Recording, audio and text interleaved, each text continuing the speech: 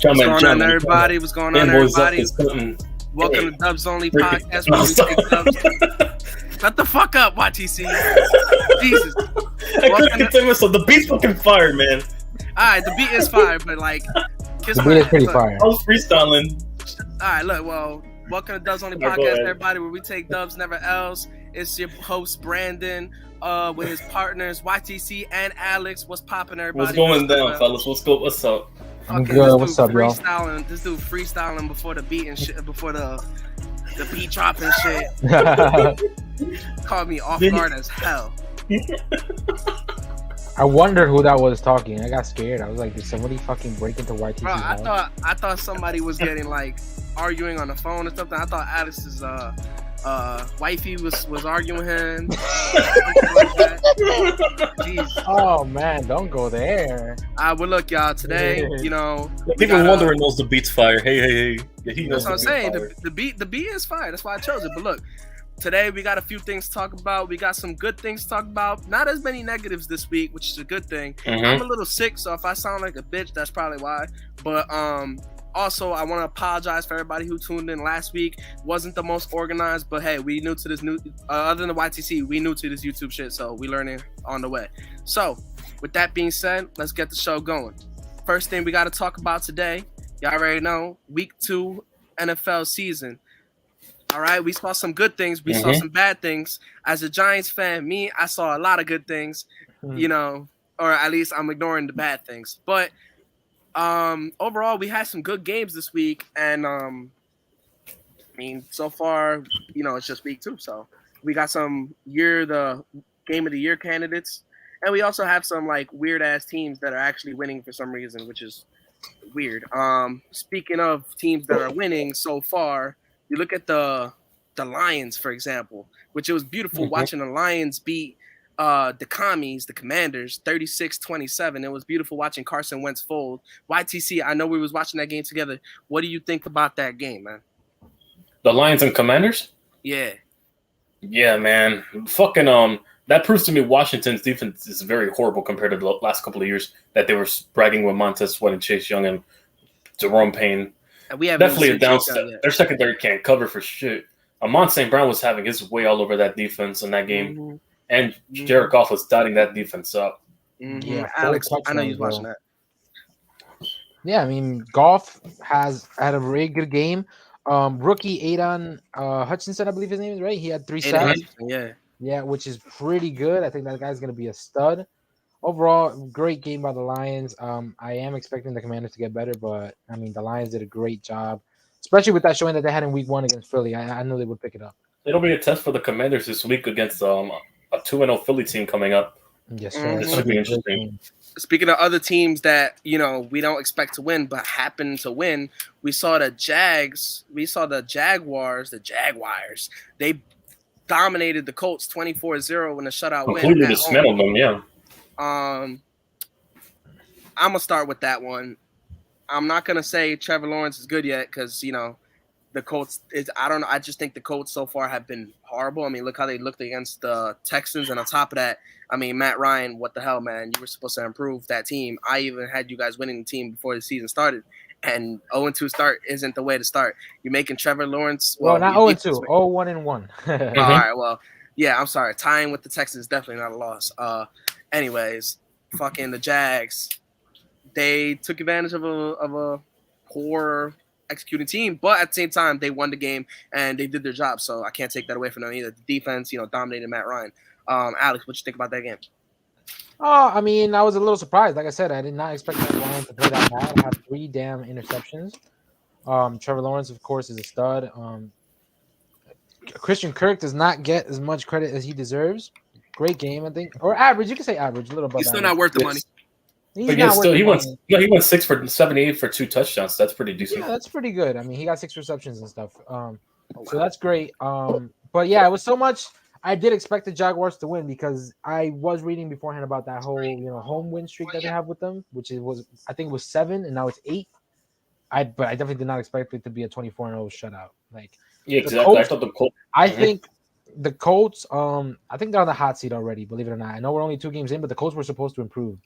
The whole point is you have a great offensive line, you have a great defense, you have a great coach, and you were supposed to improve. So I think they're already on the hot seat, but we'll see. Hopefully they can pick it back up. Yeah. YTC, I know how you feel like, because we watched these games together. I mean, it wasn't a game that we were particularly watching like throughout the pod, throughout our pod, but no, but like it was something to monitor. Like, damn, they really. I mean, we saw how the Jags looked against Carson Wentz and the Commanders, which I won't forgive them for that loss. But at the same time, we saw that they're moving the ball around. What do you think about this Jags team so far? So far, the Jags are actually kind of better than what I anticipated. They might be a challenge for us week 7 because here's the thing you have to keep in mind. They have an actual competent coach in Doug Peterson. Yeah. Sure, he didn't end on the best of terms in Philadelphia, given all he did over there after the Super Bowl.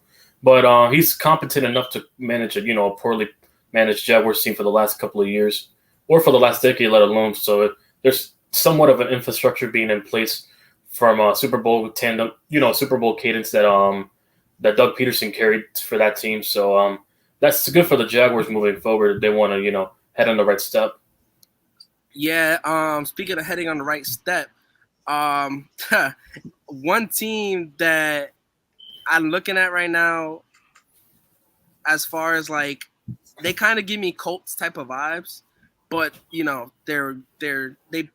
managed to get a win back. They lost week 1 in a horrible fashion, but they won week 2. We got the Broncos. They took on the Texans, beat them 16-9 after losing to Geno Smith. I don't know what the hell is going on with that offense or decision making or the coaching or Russell Wilson or Portland Sutton, but something's got to happen because they're winning games, but that doesn't mean shit considering. They're barely beating a poor Texans team, and they lost to the Seahawks with Geno Smith. Alex, Russell Wilson, isn't that a surprise? I mean, I would think so. Listen, bro. I think he needs some pieces still. I really do. All right. It wasn't a great game. 219 yards, 1 touchdown, 1 interception. I don't know. It was a sloppy win, definitely. He overcame a very slow starter. All right, I'll give it that. But I didn't expect the Broncos to be like the big contenders this year, especially in the division they're in.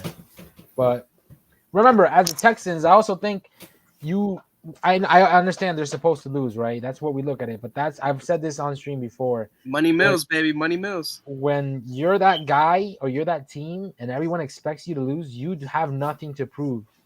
Okay? Everyone knows you're gonna lose. So when you go out there and do what you're not supposed to or not go with the narrative, it just makes everything else a little bit worse. We knew the Broncos were gonna beat the Texans, right? The whole point is you thought it would be a blowout or it would be a lot better. Yeah, most people would have thought it'd be bigger, yeah. Exactly. So that's exactly my point. So that's gonna happen, I think, week in and week out. Just the Texans, I mean, they're gonna give it their all. We know that obviously probably the owners want them to tank and stuff, but players don't tank, coaches don't tank. I mean, they're rebuilding right now. Currently, they're not expected to win anything right now. Exactly. So, well, it was an all right game for Wilson. Listen, a game that a team was expected to win. The game that a team I was expecting to win were the Bengals against the Cowboys. I mean, what the hell? The collapse against Cooper Rush. YTC, I know you got some things to say about that game. Cooper Rush. Let me know, YTC. Some bullshit. Cooper Rush might actually be better than we anticipated. He might give us some problems when we play in week 3. But here's the thing, though. Relax with that. That's some bullshit. He ain't as bad. I know, but still, no, to an extent, he's not that incompetent where he's on some Mike Lennon under throwing a simple 5-yard flat route type of bad. I know what you're saying. He's not good enough to win you the game, but he's not bad enough to lose it.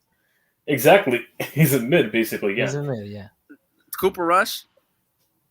Yeah, the way he looked against the Bengals. But here's the thing. Nothing mid should be said about Cooper Rush. Fuck all that. All right? I know, Cooper but still. Rush, the backup. I know, but regardless, I mean, you can give them, benefit of the doubt because, they went up against a bad Bengals defense right now that, their secondary, isn't the same as it used to be. Clearly, they were getting cooked by a bunch of randoms that we didn't know who they were. I mean, all right. Well, first off, before we keep talking about it, Lone Buccaneer, what's up? I forgot to say what's up. Shout out to the Lone Buccaneer. Shout out to DST as well. Thank you. What up, DST? And everybody else tuning in as well. But anyways, as far as Cooper Rush and the Cowboys beating the, Super Bowl runner-ups, what the fuck is going on with the Bengals? That's what I want to know. What is going, Alex? What's going on with the Bengals, Alex? What is going on with the Bengals, bro? I cannot tell you, bro. I really don't want to think that the Bengals are a 1-year wonder, bro. I really don't want to assume that's the case. I have no idea. I can think of it. I mean, they're the first defending AFC champions to start 0-2 since 1999. That's crazy. You don't lose like that, right? I don't know what's going on with Burrow. I really thought when he said O-line. Yeah, I know it's the O-line. I know that, but he had the same problem last year, but he could make the plays. Now and also Burrow's turning the ball over. It doesn't help that Burrow turns the ball over. He turned the ball over like 4 times. I think he's also turned it multiple times in that Cowboys game. You can't be turning the ball over consistently. It doesn't help your team know. His best drive was just the last one, 19 plays, 83-yard drive, in the fourth quarter just to get them tied up 17-17. Other than that, I mean, boy is not looking like he's supposed to. 2 weeks in, we got 15 more games to go. Daniel Jones is outplaying him. Just saying. Daniel Jones is outplaying him. So don't make it Joe Burrow versus Daniel Jones. We can make it Daniel Jones versus I'm a Giants fan. I'm a Giants fan. I say whatever the hell I want. Look, Daniel Jones versus Baker Mayfield. Speaking of that, we could do that. Somebody won that matchup. Let's leave that one. Let's leave that one. Let's leave that one for last. It's a W. Let's leave that for last. All right. Let's breeze by some games that we knew we were gonna win. Bills Titans. I knew the Bills were going to smoke them. They were going to smoke them. I wanted that. You guys are telling me that you expected it to be smoked? The Titans gave up a lot of rushing yards. I already knew fucking Josh Allen was going to probably run over the defense. And also, they couldn't stop the pass either against us. I thought it was going to be I knew Stephon Diggs was about to get open on them. I knew the Bills were going to win. I did not expect them to trash them that bad, bro. You're telling you don't have Gabe Davis. You don't have your cornerbacks. Your linebacker got injured. 40... that was bad, bro. And also, Ryan Tannehill's about to get replaced by Malik Willis anyways. It's only a matter of time. He is, yes. Yeah, wasn't he in for like the third quarter, the end of the third quarter or something? No, fourth, when it was a blow, the game was out of reach, so then that was... You know how good your team has to be playing so that at the middle of the third quarter, you're playing your backup? I'm talking about the Bills, of course, because they played the they put Case Keenum in at that point. Man. We saw the Packers beat the Bears. That's not a surprise. We saw that happen. We saw that from a mile away. But we saw some good games too. Let's start with the bad games first. Actually, you got the Bucks and the Saints. It was like 3-3 the entire game. Yeah, the entire game was annoying. Then Mike Evans and Marshawn Lattimore decided to go Royal Rumble. Yeah, they threw hands. They decided they thought they were in a first blood match in WWE. Yeah, I thought it was OBJ versus Josh Norman 2.0 again. That's exactly what it was. And then Josh Norman. It was bad, and then Bucks decided to run away with the game. It's not that whatever. Then another game that wasn't particularly good. Niners Seahawks. I mean, we saw Trey Lance go down. Praying for his health and everything. He broke his ankle. He's out for the year. But either which way, Seahawks are probably gonna lose that game. And on top of that, now Jimmy G's back with the Niners. And usually there's some Niners fans in the comments right now. No cap, what's going on? But other than that, there's no Niners fans right now, so I can't even ask them for their opinion. But Niners Nation, their fans are really divided right now, and it's a whole war zone over there because between Trey supporters and Jimmy supporters, and everybody thinks that Trey got sabotaged. Football injuries are part of the game. That's just how it is. Yeah. So Trey, hope he gets better. Jimmy G, Jimmy G does Jimmy G shit. You got the Falcons and the Rams. We all knew the Rams were gonna win that game. Doesn't matter how the game went. Rams are gonna win regardless. 31-27. The game that was really good, that went to overtime, that we didn't know was gonna happen, was the Cardinals beating the Raiders on the road. That was the biggest upset I've seen today. No, that was the second after the fucking Ravens choking. Listen, I could really give a shit about the Cardinals, but at the same time, I gotta give them some credit. That was a good way to rally back in the game and take that W, especially in overtime. Alex, did you watch the game? Not that one. I was watching. That was the afternoon game. Yeah, I was not watching that one. What about you? YTC? I know you watched the game. YTC, I know you were watching. I only tuned in for the Cardinals and Raiders game. I tuned in because the game I was hosting with the Bengals and Cowboys ended earlier, so they gave me extra coverage.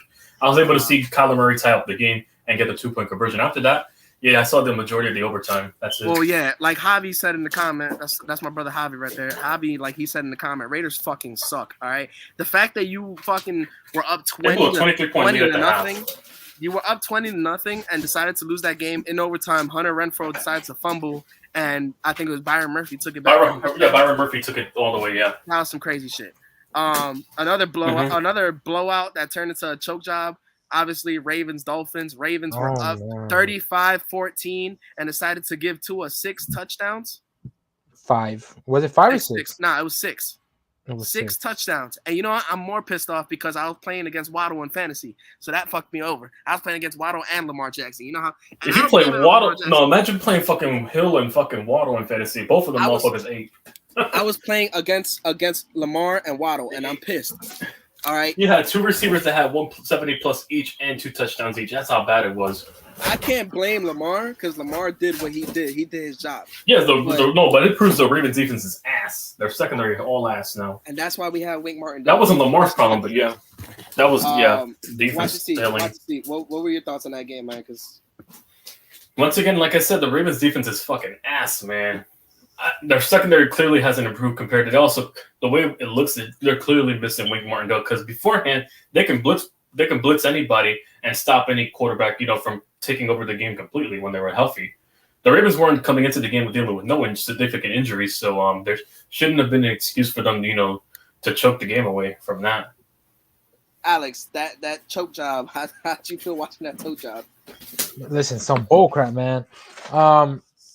Not only are they missing Martindale, they're missing Hollywood Brown, bro. Like, no, what? They weren't missing Hollywood Brown. They had Duvernay and Rashad Bateman. They were fine. No. The offense was the problem. What? They were missing fucking Marlon who went down, and not Marshawn, Marlon Humphrey that went down, and then Marcus Peters. He coming back from the injury, so that's his first game in a long time. That defense, man. It's crazy because YTC heard me. We were streaming the game together. And in the game, dude had told me I told him I was like, "Yo, Ravens defense is legit," and that shit happens right after that. I know, right? Yeah, I thought Patrick Graham was actually gonna do some shit. 469 yards, 6 touchdowns, and Tyreek Hill's up, bro. Not that we need any validation, we know this already, but every time you see him week in and week out, Raiders offense should be way better. Way better than they got best wide receiver and top 3 tight end and a slot receiver. That's a fact. Raiders right now. Offense is overrated. All right, Derek Carr's above. Niners over everyone. I don't trust Derek Carr. I don't trust Derek Carr. I'm just talking on general principle. The weapons they have around Josh Jacobs. You have Devontae Adams, Hunter Renfrow. I mean, given he fumbled one time, but he's a pretty consistent receiver. You have one of the best top 5 tight ends with Darren Waller. He's a great slot. And listen, Raiders winning. You also have Darren Waller, top 5 tight end in the league right now. Raiders winning 6 games this year, max. All right. Yo, Notorious GAV said Niners over everyone. Javier said Dolphins comeback was nuts. Ravens blew that game. Yeah, that comeback was not expected. I remember we were watching that game together, and I told you the Dolphins scored a touchdown. They're behind by 1, and you was like, oh, it's garbage time. I'm like, no, man, they could come back. What happened? They ended up coming back, and nobody saw that comeback happening when they were down 35-14. Nobody saw that shit when they were up 25 or 24, whatever the hell they was up by. No one saw that come. Once I saw it was 35-21, it's like about 7 minutes. I'm like, hold up, maybe something happening. There may be something happening. 3 more. No, actually, another Falcons 2.0. Oh shit! Listen, another game of the year candidate: Jets Browns. I don't know what the hell. Oh yeah, how the hell the Jets pull that off? The Browns lost like if they were the Cowboys. That's how bad it was. I mean, the Browns just did some Brown shit. Joe Flacco, he's 18-3 against the Browns now all time, and he decided to just rub his nutsack all over them. Garrett Wilson dominated. Brandon Superman decided to get that onside kick, and then it was just cards from there. Yeah. I mean, he also won Special Teams of the Week next to Graham Gano in the AFC. Yeah, that was funny as hell to watch because I don't really root for the Jets, but they're New York, so I'm gonna give them some credit sometimes. And at the same time, watching them beat the Browns like that was just funny as hell for me. I mean, it was a good win to look at them. You got the Patriots and the Steelers in another boring-ass game. Patriots won 17-14. That Steelers offense looks like they can't do shit, and that's a problem. I'm definitely being wrong about that because I thought the Steelers offense would have been much better than I anticipated. But no, it seems like on paper they're just as worse as they were with Big Ben. So that's very shocking to me. Yeah, I thought with Mitch Trubisky, Mike Tomlin, the offense would at least improve because think of it, you also have weapons like Chase Claypool, Deontay Johnson.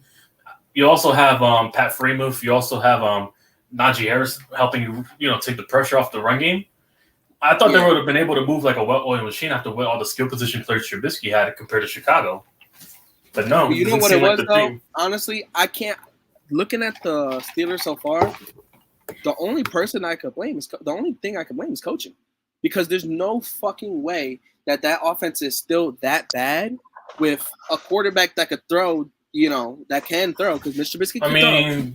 No. At this point, you'd probably figured Bill Belichick knows how to stun Mike Tomlin because they've been playing each other for 15 plus years now. At this point, but they got so many studs on that Steelers offense right now. They got who? They got Chase Claypool, who he's all right. They got Deontay Johnson. They got George Pickens, who's NFL young boy because he's fucking smacking people around, throwing them on the ground with his black forces. And then you got Najee Harris on that team. Like that's a good young talent offense. Alex, what do you think about the Steelers? Not so much about the Steelers. It's just he's never gonna admit it, but I think everyone knows this is a reset year for Bill Belichick and the Patriots. It really feels like it. But so the Patriots, not the Patriots. Sorry, the Steelers. I believe in them. Like you said, YTC proved me wrong pretty much a week ago when you spoke about this. They've got great coaching. Like I believe in Mike Tomlin, right? Great coaching is a good thing. You've got all those playmakers, and man, that defense is different. Of course, they're gonna miss TJ Watt for the next 6 or 7 weeks, but Minkah Fitzpatrick is different, bro. That guy is really scary. He's definitely a defensive player of the year candidate starting out to start the year. 1,000%. I hope he doesn't get injured or anything. For sure. We had what else? We had as far as games that we saw, we got 2 more before we get to the Giants game. We had one of the games that you like, Alex, 27-24 Chiefs. I mean, Chiefs probably didn't deserve to win that game. I'm not gonna lie. Yo, San Francisco Niners Sports Nation was popping. Chiefs didn't deserve to win that game. You kiss my ass if you disagree. Chargers got robbed on some calls. That PI call was some stupid shit. But it's all right. Chargers, Justin Herbert's gonna be all right. Yeah, bro. Think about the game, I'll be honest. I'll accept. We did not deserve to win that game. I'll accept that. Okay, but at the end of the day, it's I mean, damn, when you need it the most, our defense stepped up. We got that interception. He got AFC Defensive Player of the Week, and I'm just excited about that win, bro. And I know we're going to do better. Patrick's going to do better. Like, that defense was really, pressuring him right off the bat. He could not move. He could not walk. He could not do anything. But, yeah, hopefully they get better. And I'm excited we got that win because we have a horrible 5-game stretch coming up. You guys really kind of, in a way, you guys consider 4 because the Colts aren't that good as you think they are. Yeah, the Colts were expected before the season to be bad, but we still got the Bucks. You guys, the Dolphins, needed that game. The Bucks and Dolphins are not to be taken lightly either. Yeah, Bucks that's hard as well. And the Bills, man, we play them at Arrowhead. Yeah, Buffalo, the rematch of the AFC Championship game. Yeah. But I don't care too much about this one, bro, because they beaten us during the regular season. Oh, no, the NFC divisional round, you lost to the Bengals. I know they're not going to beat us in the playoffs. I know that. I just know that. Mm-hmm. The way I see the Chiefs, the Chiefs kind of needed that win because over the last 2 years, we saw them start off slow in the season and then have to, force themselves to pick it up. If they start off 2-0 and then go and by week 5, they're 2-2. It's not a bad look, and then, they get another win. It's not a bad way to see the Chiefs start their season. I mean, unless you're a Chiefs fan. But we did lose our starting linebacker, Willie Gay, so that's going to hurt us a lot. 4 weeks because of the whole situation that he has. But the defense wasn't great. The defense isn't great either. I mean, the only reason they kind of showed up in that Thursday Night Football game because it's a home short week game, I know. So I hope we can. Would you imagine if we just made a big splash trade before the season ends? They did. That Chiefs defense did dominate against the Cardinals, though. So maybe they deserve a little more credit than I'm giving them. Yeah, it's just our pass rush is not doing good either, bro. Our pass rush needs a lot of work, man. Frank Clark is not doing it. He's not doing it, bro. Carlos Dunlap, all those guys, they need to step up a little bit, bro. We're 25th in the year in the league, and pressures. So we need to step that up. You need to pressure the quarterback without blitzing, because Steve Spagnuolo is that guy. He will trick you into doing different things. You'll think 6 people are blitzing, and next thing you know, everyone drops back into coverage. But we need our front four to just be better.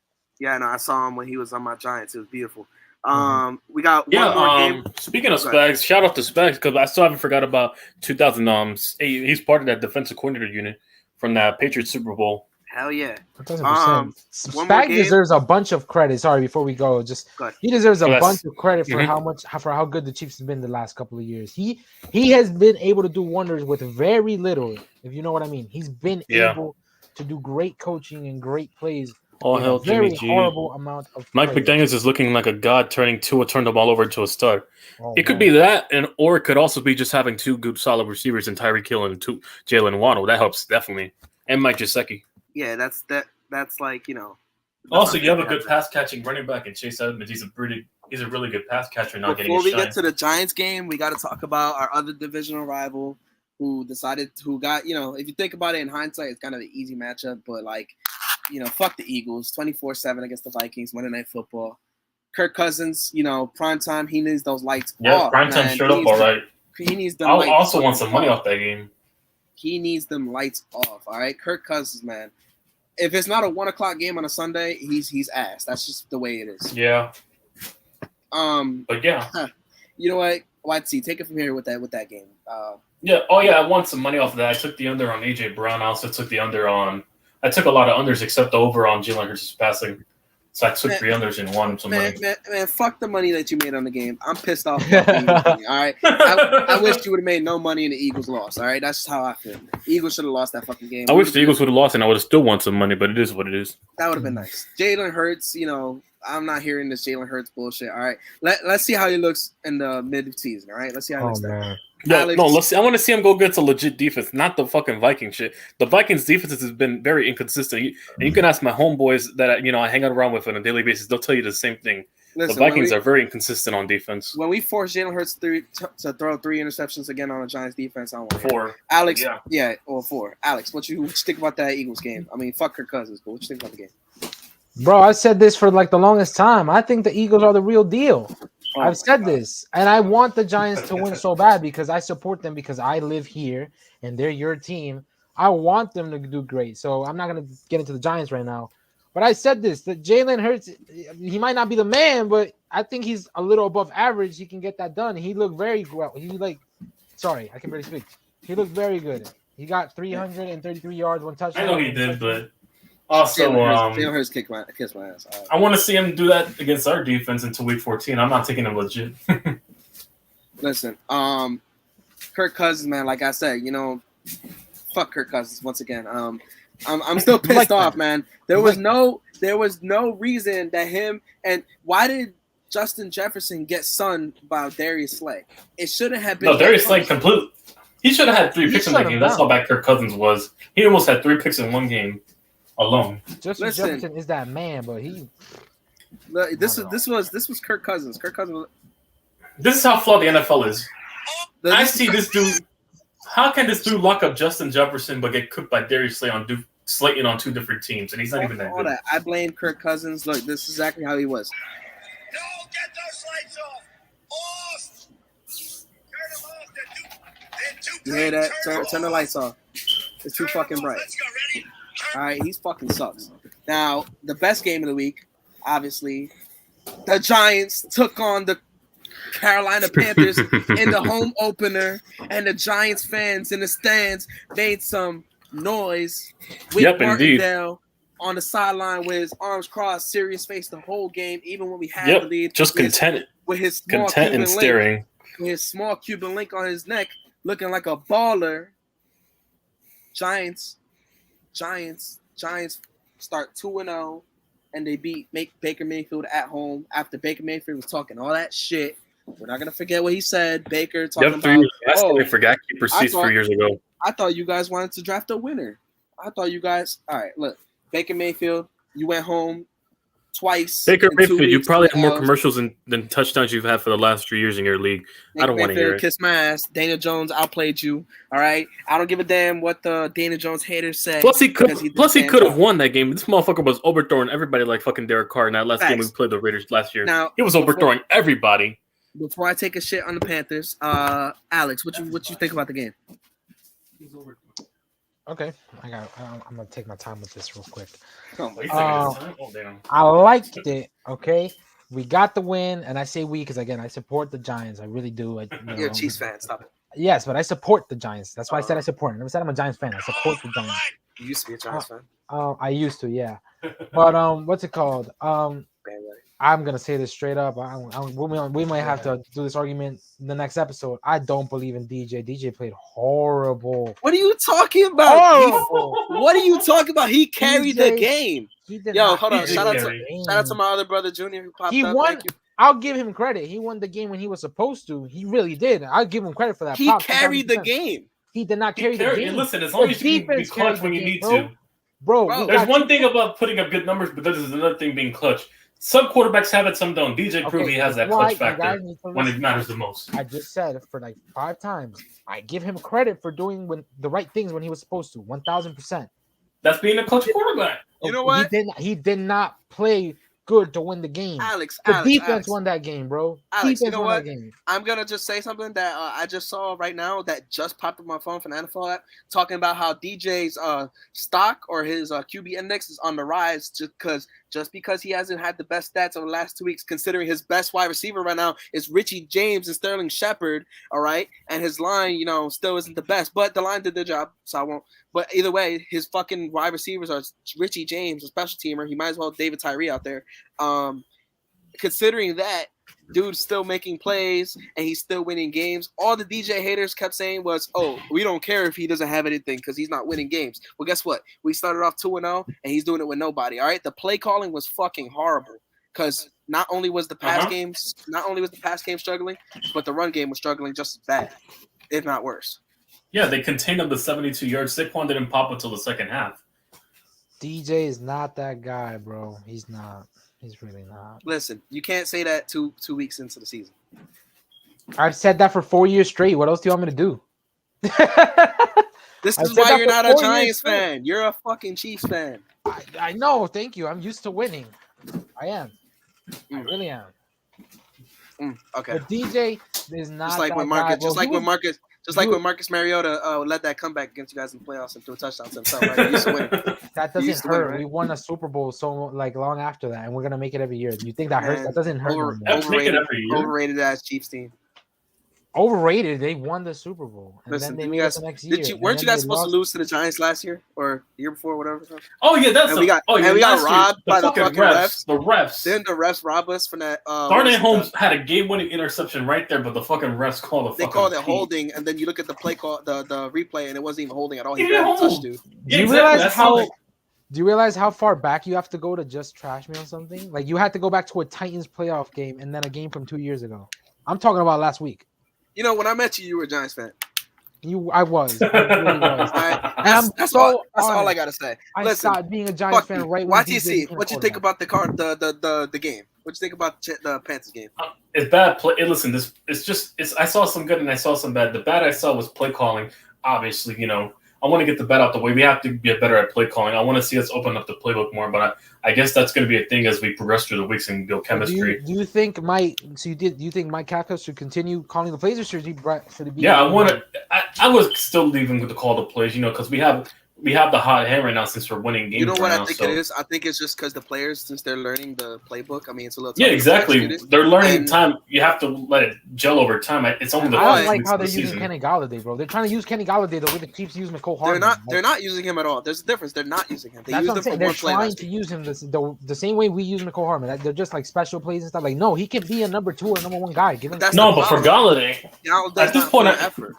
And also, did you see what Golladay said earlier about him quoting his frustration Yes, he said he should be more in the lineup. Yeah, I saw that. Well, if he wanted to be more in the lineup, he should probably put more effort in the plays. Yeah. He's not putting himself he's not creating enough separation to get open. Mm-hmm. Perhaps if he started getting more open consistently, the ball would probably go his way. The only player that I can say needs to be in the lineup more is Kadarius Toney, because I don't know what the hell they're doing. Oh, yeah, Toney. What the fuck they doing with Toney, man? Only 15 snaps last week? Makes 0 sense. I'm like, what did Toney do to be in the fucking doghouse? I think he's a big pivotal part to the offense and definitely opens up the playbook a lot. Yeah, and DJ should be gone. We should have another quarterback too. Oh my god! All right, Chiefs fan. Look. All right, we're gonna move on to the next topic. We got NFL Thursday Night Football predictions. We got the Steelers taking on the Browns in Cleveland. This is a game that it can go either way because the Steelers offense can't do shit, and the Browns defense showed that they can't do shit against the Jets. So either which way this can go, this is probably gonna be another low scoring game. Nick Chubb definitely is gonna get me some points in fantasy, so I love that. But I took the over on Najee Harris's. So who you got winning? I like to see. I got the Steelers. Got the Steelers. What about you, Alex? What you got? I got the Steelers too, especially after the last week's showing. I got the Steelers. Yeah, I'm gonna have to go Steelers just because. I don't think Jacoby Brissett's gonna be able to take it with all those guys. Yeah, exactly. I think the Steelers still have a lot of good pieces in that front seven outside of TJ Watt too. I think they'll be able to still generate some pressure to what they did against the Jets right now. Give me the Steelers 20-17. That's my prediction. What you guys got? Predictions? I took the Steelers 17-14. I think. Yeah. Alex. I'm sorry. Can you repeat that? I got the Steelers 27. I got the Steelers 20-17. YTC got them 17-14. What you got them at? I was actually going to say 17-14 too. I think it's going to be very low scoring because I think I don't think the Steelers have enough offensive firepower to get going, but I know their defense is going to stop the Browns a lot. So I think all it's going to be is a lot of running and a lot of defense. That's what I see. You got to watch out. Myles Garrett might take his helmet off and just start. Yeah, look, that's going to be a very short. That's going to be a very short prediction segment because we already know this game. That's why I took it over on Najee Harris's. I hope Claypool can get over 40 receiving yards soon. Listen, I'm gonna watch. That's why I need that as well. I'm gonna watch it because I have to, not because I want to. We got the Bills, Dolphins. This is week 3 starting out. Well, that's an interesting matchup this week. What's the game? I'm sorry. Bills, Dolphins. Bills and Dolphins, 2-0 teams going at it. That's great. Is it in Miami? Yeah, it's in Miami. Yeah, it's in Miami. Oh, that's a good one. I mean, but I'm taking the Bills in a close one. I was gonna say, no matter what, I trust Josh Allen more than Tua still from a quarterback standpoint. Yes, he is that guy. Give me Josh Allen. I think the Bills will win 3-0. I think they win by a touchdown. Unfortunately, I think they won by a field goal. It'll be high scoring. We cannot count the Bills out until they lose for the first time. But give me the Bills. I think they're the better team, and on top of that, I think it'll be high scoring though. It'll be in the late 20s. Tua had a good game. Look, Tua had a good game, but I don't think he's going to replicate that same production. Or at least we're nowhere near. Oh, yeah, the Bills' defense is kind of – I mean, the Bills' defense is way better than the Ravens' defense right now, so it might be a problem. Here's an interesting one. Bengals, Jets. I'm taking the Bengals to get their first win of the season. I want to pick the Jets so bad. I want to pick the Jets, too. I want to pick the Jets. But I know you want to pick. No, but I'm taking the Bengals to get their first one. I can't see them dropping to 0-3 as badly. I'm gonna have to pick the Bengals. I can't pick the Jets. Yeah, I'm taking the Bengals getting their first win of the season on them. Me picking the Jets like me picking the Lions in 2009. That's me. But the Jets could win, but I'm gonna take the Bengals on a safe one for me. I think they'll get their first win. I think. On Sunday. Yeah, give me the Jets. Give me the Bengals on that one. I think Joe Burrow can finally get his head out his ass and do something for once. Yeah. Like I said, Daniel Jones been a better quarterback than Joe Burrow so far. Raiders Titans in Tennessee. Give me the Titans. I took the Titans on an upset.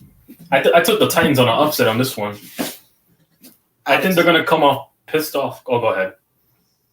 I got the Titans. I got the Titans. You got the Raiders. So I don't trust the Raiders. No, I said the Titans. I don't got the Raiders. Hell no.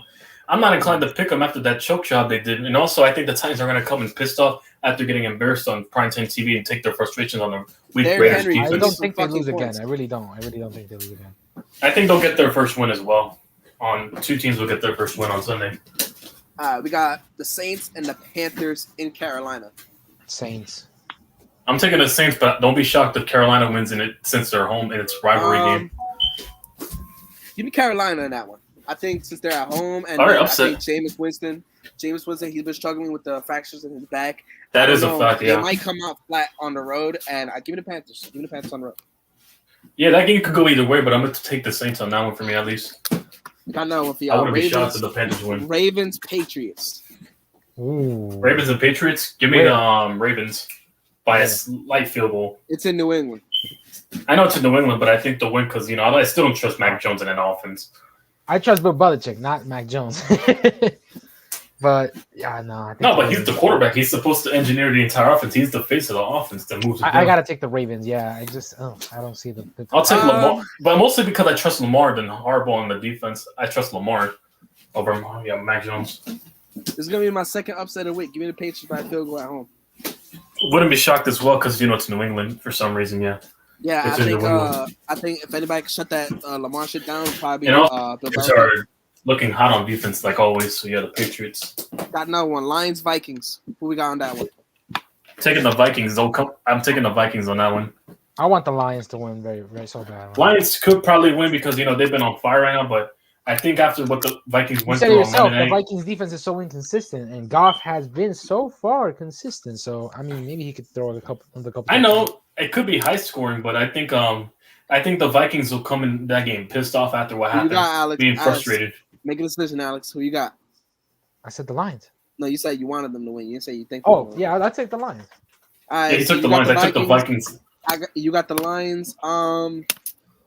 Give me the Vikings. It's 1:00 on a Sunday. I think Kirk Cousins will get his head out of his fucking ass and do something for once. Oh yeah, expect Jefferson. I think Jefferson will go off after being shut down the last game. He'll take it out on the Lions. Give me the Lions. Give me the Vikings playing a close game. I give them. Maybe they lose by one score, if anything. I said 31-27. They would win in my pick. I think. That's a good pick. That's a good pick. 31-27. Here's another one. Chiefs, high scoring. Colts. This should be an easy one. Chiefs, Colts. Give me the Chiefs. Easy. Colts have been playing horrible. They've been turning the ball over a lot. I wouldn't be shocked if this is a blowout with the way things have been going. Alex, I don't even need to talk. We can go to the next one.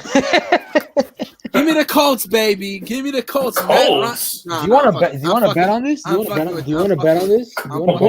I am fucking with you. Give me the Chiefs. Give me the Chiefs. You saw me watch this, right? I was like, do you want to bet on this? Give me the Chiefs. Give me the Chiefs. I'm not that stupid. I'm like, I do not trust no fucking Listen. There's no way in hell. Listen, I'm stupid, but I'm not. I'm stupid, but I'm not an idiot. All right. Did the Chiefs play the Giants this year or no? No, we would have won. No. We definitely would. You heard this guy, bro? We definitely would have won. Regardless, play you guys next year so we can kick your ass. We were supposed to whoop that ass last year. Stop it. You didn't. Texans, Bears in Chicago. Who we got? Bears. I took the Bears because they're at home. I don't trust either team, because both offenses have been struggling. Both offenses have been struggling so far. I don't trust either one, but it's good. I expect it to be low scoring as well, another low scoring game. But I'm gonna take the Bears on a close one because they're at home. I'll take the home, and also because I'll give it to Fields being slightly over Davis Mills right now. I'll give it to Chicago by a slight margin. I would love to pick Money Mills. Unfortunately, I'm gonna have to pick the fucking Bears. It's gonna be who the fuck said, dude? My brother's saying some stupid shit. I don't know what he said. Anyways, what? I don't know. I'm gonna have to take the Bears. I don't want to take the Bears. Money Mills, I like you, but I don't think you take that. Jags Chargers should be a pretty easy matchup. Give me the Apple Chargers. I would have said Chargers at home, but that really doesn't make a difference. So yeah, give me the Chargers though. I think Chargers. Herbert's about to go off again. Chargers are gonna give the Jags a rude awakening because probably Jags and their fans think they're good. So Evan Ingram, who believes in him? We got the Rams. We got the Cardinals in Arizona. There's my other upset. I took a lot of upsets this week. I took the Cardinals on this one. What about you, Alex? Where is it? In Arizona. In Arizona, in Glendale. Shit, I'll take the Cardinals too. I'll take the Cardinals. Yeah. This one, I think he can do it, especially after what I saw this weekend. That comeback, they're riding the heaviest momentum in the league right now. After that comeback, I did not expect them to lose to the Raiders. I really did not. I had the Raiders. No, I had the Cardinals winning that. I didn't think they were going to come back though. I thought they would have been close and won at the end. I had the Cardinals as the upset on that one. I didn't trust the Raiders. It's a toss-up for me because I'm trying to figure it out. I'm probably going to have to take the Rams by like 2 points. All right. I'm going to have to take the Rams by 2 points just because the Cardinals, we saw they struggled for a reason last week. They have momentum and they're at home, so I wouldn't be surprised. No, but it's a rivalry game, so it can go either way. These rivalry games tend to be a lot closer than expected. Yeah. Of course. And then, the Cardinals are at home and they got the momentum, so realistically, I wouldn't be surprised, but I just got to take the Rams on this. 2 points. Now, one for the Lone Buccaneer, because the Lone Buccaneer said, I believe the Bucs are going to really struggle against fighting the Packers on Sunday, but the way they won Sunday with barely anyone to work with makes me think we'll win. So yeah, I think they'll beat the Packers. But yeah, we got the going Packers to the next game. I'll take the Bucs over the Packers by 1 point, actually, 24-23. This is a tough one because I want the Packers. A-Rod has nothing to play with, but then the Bucs. Rodgers has nothing to play with around. The Packers defense have been playing lights out. Aaron Jones has been lights out. That's the only saving grace they have on the Packers offense right now. That's what I was gonna say. For me, this game is more about which one steps up, right? Because both of these defenses have been bailing out their quarterbacks or their offense. The Saints versus. Also, keep in mind, Mike Evans is not playing. By the way, he's suspended for that one game. That's right. Oh, I forgot. His appeal didn't go. So now it's gonna come down to old man Julio, Chris Godwin, probably Scotty Miller, and Russell Gage. Scotty Miller's a deep guy. He can. Oh man. Russell Gage is pretty underrated in my opinion. But yeah, Chris Godwin's the way I see this game, you know. Also, Leonard Fournette's pretty good. Brady, his issues, and then the Bucs offense hasn't been that consistent. Even though they're at home, but you got the Brady's thinking about Giselle and his break. You know what it is? Aaron Rodgers got some good players, but fuck all that. Brady's gonna smack that ass because Brady. Yeah, I think Brady will win. Yeah, I'll take the Bucs. I'll take the Packers. I'll take the Packers. All right, Brady will smack that ass. Listen, we saw last. You want to bet, Brandon? What we betting? What we betting? If you lose, it's double or nothing. Hell no! You are doing my punishment no matter what. You're not getting away with that. Actually, we can do a little double or nothing if you want. We'll talk about it off camera because we don't got. Yeah. Look, all right, so give me the Bucks. Falcons versus the Seahawks in Seattle. Seahawks. Take the Seahawks. Falcons in Seattle. I took the Falcons getting an upset as well. For some reason, I felt that it's going to be another fucking upset this week. Give me Marcus Mariota in Seattle. Yeah, I'm taking the Falcons on that one. Give me them by a touchdown. I smell a trap game. 49ers at the Broncos. That's going to be an interesting match. 49ers. Give me the 49ers. I expect the offense to be a lot better now that they have Jimmy G back. He knows how to operate the offense from last year. Basically, he's rocking with the same weapons that he had last year, minus Elijah Mitchell. But, yeah, it should be easy for them to operate the offense like it used to be last year, which was pretty good.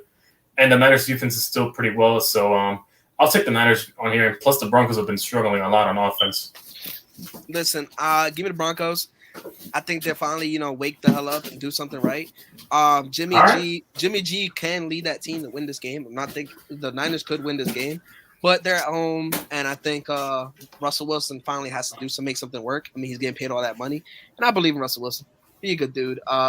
Give me the Broncos. Give the Broncos by 3. I think of it like a 27-24 type game. Definitely going to be a lot of running, though. Trust me. I took them by a field goal, I think, 24-21. And then we got Monday Night Football. The best game of the week. Once again, we got the Cowboys, Cooper Rush, them boys coming on the road to New York to play the New York. You said Giants. beat? Oh my god! You said beat? Oh no! I got confused. I got confused. No! He jinxed it, bro. He said beat. Wow! Right on camera too. All right. So, I meant to say try to beat. That's what I. He said it with such enthusiasm too. Like, Cowboys are gonna beat. I meant to say try to beat. All right, look, predictions, Alex. I almost said the Cowboys too. You see how you got my head thinking? The Giants are gonna win. I know they're gonna win. Giants by 7. If our defense play like that against Baker Mayfield and those guys, he's gonna stop Cooper Rush and those guys. Yeah, we'll stop them. Giants by 7, 17-24. Give me Daniel Jones and the New York Football Giants to whoop Cooper Rush's ass, 27-7. Bro, and how amazing really? That win! 20-point victory. All right. 20-point victory. How long has it been since we've beaten the Cowboys? We didn't beat them last year, but we beat them in 2020, 2 years ago. Yeah, it was for the division. It was for the division. Yeah, we beat them. So it's gonna be satisfying if we win again this year, bro. It's gonna be very satisfying. Listen, no, imagine if we do win, but hypothetically, when Dak comes back, we beat them on Thanksgiving. Imagine if we pull for the sweep. Give me the Giants. Give me the New York. Look at that. Just imagine if it was an upset on Thanksgiving. William Diaz, the Giants, the Cowboys fan in the building. Look, give me Cooper Rush is going to lose by 20 to the Giants. All right, 27-7. I took it by a 7-point game. All right. Now I jinxed both sides, so we should be able to win. Knowing the fucking Giants, we lose to fucking teams. Sometimes we do struggle with teams we're supposed to beat. If we lose this game, the season is over, and I will give up on DJ without doubt. If we lose this game, I said that. Yeah, he said that for one game. Because this is Cooper Rush. Are you fucking kidding me? Listen, if Daniel Jones can't beat Cooper Rush, and what if he loses to Cooper Rush and he beats fucking Justin Fields the following week? What are you going to say then? Listen, Daniel Jones, if he can't beat Cooper Rush, he's not going to beat Patrick Mahomes and Josh Allen. It's just that simple. But he was close to beating fucking Patrick Mahomes, but the fucking refs. one group position has nothing to do with the other. No, if Cooper bro, Rush look, does there's a difference. amazing. We've seen this before 2020 when Daniel Jones beat Andy Dalton for the division. Okay, we've seen it. I don't care about Cooper Rush versus Daniel Jones. I'm looking at Andrew Thomas versus Micah Parsons. That is going to be. He's going to. If that's the case, Thomas is locking that boy up. Thomas is locking him up. Here's the issue. Here's my issue. You got and I'm a very big DJ fan, so I always support him. But look, here's the problem. If the Cowboys, look, you got the Cowboys line that is not good. You got the running backs who are not good. You got the receivers who are still not good, and you got Cooper Rush who isn't supposed to be good. I'm more worried about Tony Pollard than Zeke.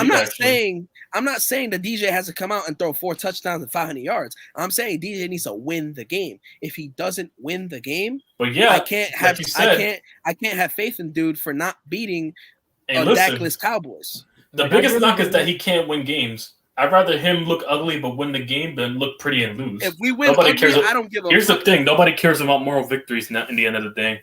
Yes, that's true. I'm still going to support DJ throughout the year, but I will lose. I don't care if he throws like 5 picks in that game. As long as you're able to fucking game manage that game, that's all that matters. No matter what, I'm still going to support that's DJ throughout the year. Y'all are thinking short term. Like, you don't need a game manager. You need a franchise quarterback at this point. We need a team around because you saw when fucking Patrick Mahomes had to go up against that front seven with that fucking O-line collapsing. Alex, if Patrick Mahomes is on this team right now, is he gonna pull up stats like he's doing now with Chiefs? No. And also keep in mind, our best receiver is fucking Richie James and fucking Sterling Shepard right now. That's not the point, though. I don't care about the stats. Bro, those are average people just like Juju and freaking Marcus Valdez-Scantling. No, they're not. They're not. Richie James, a special teamer versus Marquez Valdez-Scantling, who was, doing good for Aaron Rodgers a little bit, and then you got Juju, who was what? He is not he's not a special teamer no more if he's on the offense. What's up, Mike? Anyway, he's still drafted as a special teamer. He was a special teamer in the first place. Lone Buccaneer. If that shit happens, I am talking a lot of shit to the media. If the Giants win a Super Bowl, I'm going to be so intolerable and obnoxious if that happens. If the Giants win a Super Bowl, I'm running through New York naked, all right? Yo, if the Giants win, I'm talking a lot of shit. Brandon and YTC are going to be like Molly from First Take. I am running through New York naked if the Giants win a Super Bowl. No, I don't know about all that naked shit that you do there. But why you got those fantasies, bro? What's up with you? I'm just saying. I'm talking shit to the media. I'm getting back at every fucking media pundit that shunned our name and thought they could spit in our prestige. One more time. If Daniel Jones does not win this game, I'm going to lose faith on him. Because, look, I'll still support him throughout the year. 3 years ago. I will still support him throughout the year. Well, 3 years ago, he was still a rookie, so that's a problem with you. But I will still support him throughout the year. But let's just say I'm going to take out 10 years of frustration out on the media. 10 years of frustration. For sure. That's how bad. But give me DJ and the Giants to win this game. I almost said Cowboys again. Jesus Christ. If that happens, I gotta think before I speak. All right. And also, I kind of would talk shit to Niner fans, because now I would say, "Hey, Niner fans, we got 5 rings now. We got the same rings as you guys." I'll talk shit to the Cowboys, bro. Also, the Cowboys, and now our rings are not VHS rings. Yo, I'm dead. So, let's talk about some betting. I know YTC got some betting. Any notable bets that you got for this week? Some parlays that you got? Alrighty. So for Thursday Night Football, I placed a parlay for I took the over on Najee Harris running the ball. I expect a lot of running in that game, over 53.5 yards. I took his over on that one. I also took the over on Chase Claypool being a factor in that game because the fucking Cleveland secondary struggled to cover Garrett Wilson and those receivers for the Jets. I also took the anytime TD for Dick Chubb and Najee Harris. I think both will score in that game. It's going to be a lot of running, so they'll get a lot of opportunities to score. It was a 4-legger I placed for his free. So, yeah. Okay. I know the Giants right now, we're not to keep talking about them every 2 seconds, but the Giants are minus 2.5 against the Cowboys. So I'm definitely going to take that spread on them. And I believe the over-under, the over-under for that game?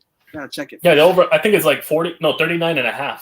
39.5. What do you think? I think it's going to be low scoring. I'm taking the easy over. I think it's under.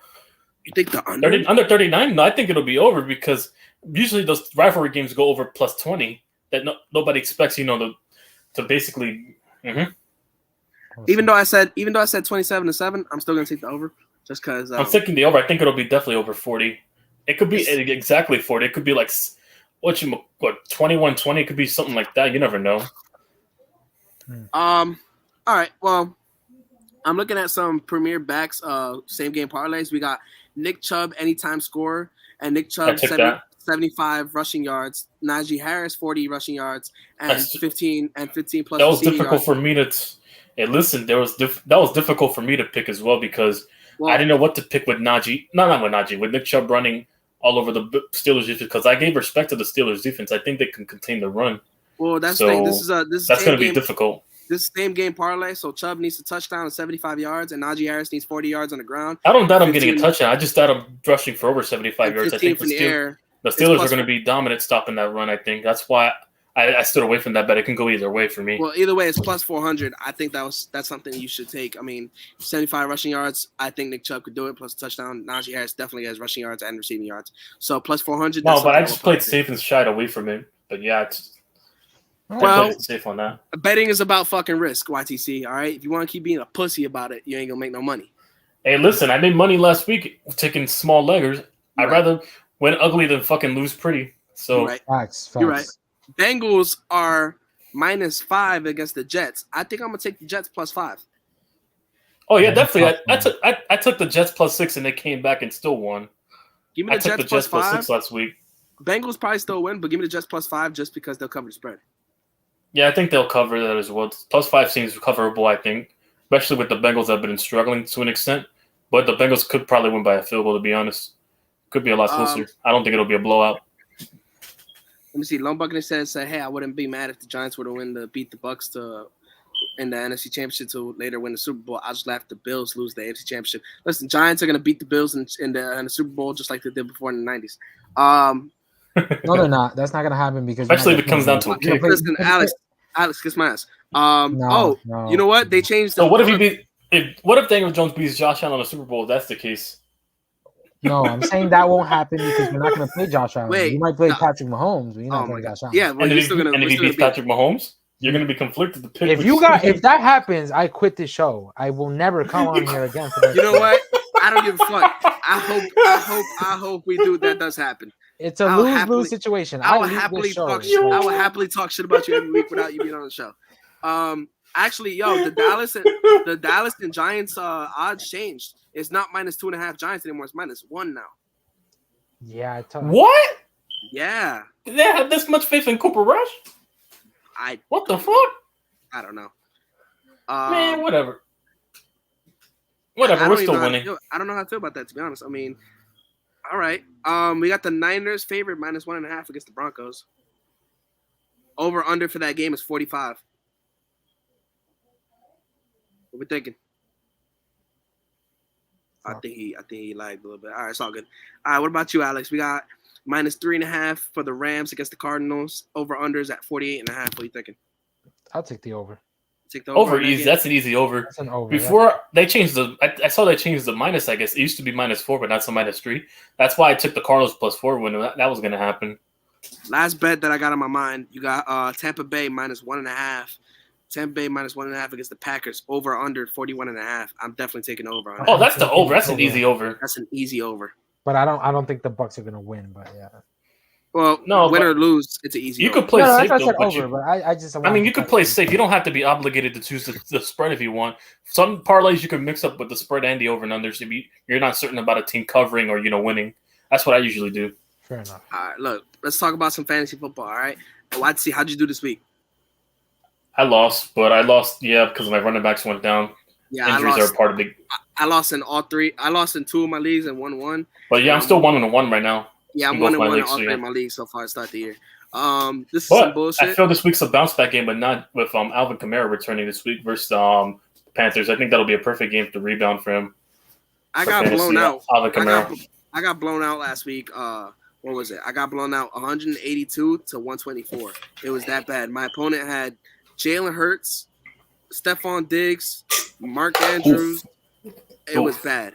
And on top of that, last week I lost another matchup, 153 to 126. I got blown out there because my opponent had Lamar Jackson. He had Jalen Waddle. The rest of them put up decent points. Like, it was that bad. Yeah. I had a bad week. All other than that, like Aaron Rodgers has been a little disappointing in fantasy. Russell Wilson's been disappointing in fantasy. I stood away from those two. I got Kyler Murray on my team. Nick Chubb was the best pick that I made, 32 points for me last week. Kyler Murray's been killing it for me so far at quarterback, so yeah, in fantasy. I actually made a trade. I traded Gabe Davis, Travis Etienne, and Damian Pierce for T. Higgins and Rashad Bateman. I think those two picks are going to be great for me because I need some wide receivers. Yeah, Kyler Murray for me. I also got Kirk Cousins in my bench as well, so. This week, let me see where I'm at. I'm projected to lose, actually. Damn, fuck. I just realized that sucks. I'm projected to lose by 16 I'm also projected to lose by 2 right now. This week's my main league. I'm projected, yeah. Come on, man. I don't understand. Y'all got to lose. Yeah, I mean, y'all got to win. Shit. Hey, listen, projections don't mean shit, though. Projections don't mean shit, though. I don't know why Leonard Fournette's projected 17 points still, and Nick Chubb is at 13 points. That makes zero sense. No, but because for my team this week. The carries. I told you this the first week. You don't want to listen. Yeah, because he split. Chubb splitting carries with Kareem Hunt. Yeah, Kareem Hunt. That's not the point, though. Kareem Hunt is used more as a receiving back regardless. Yeah, but I mean, every down that you don't use Nick Chubb, you use Kareem Hunt. I told you this the first week. You don't exactly. They like rotating their running backs. I still would trust Nick Chubb over Leonard Fournette right now, at this very moment. I don't know. The Packers did. I mean, the Packers did pretty well against the run with Montgomery. They had to put in Khalil Herbert. That's how. What about Alvin Kamara? Because Alvin Kamara is projected 16 points right now, but I'm hoping he gets more than 16 because it's against the Panthers defense. I mean, if Saquon can rush for 72 yards, even though he was contained, I think they'll do much better because they have probably a better run blocking with Kamara. I think he might go off though in his return game. Panthers, somebody to keep your eye on in fantasy, Cole Beasley, because he's with the Bucks now, and you know he's how Tom Brady, but you know how Tom Brady likes his slot receivers. You got Wes Welker, Julian Edelman. I mean, those are some. Cole Beasley could definitely fill that role.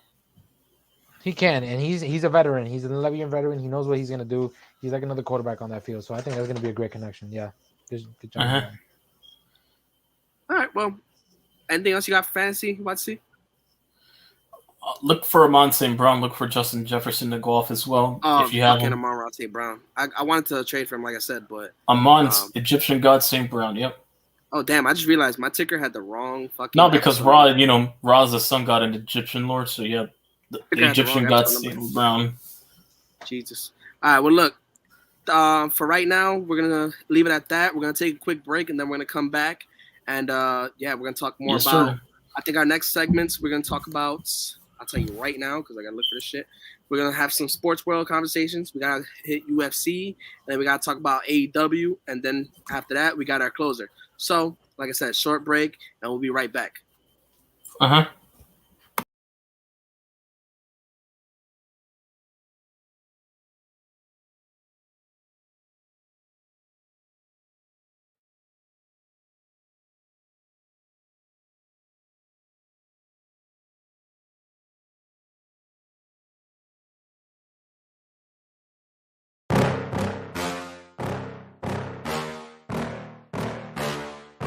Yeah.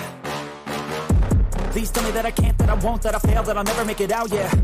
Please tell me all the bad, never good, fill my head full of every single doubt, yeah. Please say any negative thoughts, I pop off when I hear people say I cannot. I get off to the thought of proving everyone wrong, I won't stop to the top, so you better back off and get lost. I'ma stay loud, stay proud, never running out, never heading south. I'll be spreading out, call it word of mouth, can't put me down, I'll be getting loud. You can have it douse, not what I'm about, have your cloud, it be raining out, I keep making sound, go another round, I'm legend bound, can't stop me now. You don't wanna fuck with me.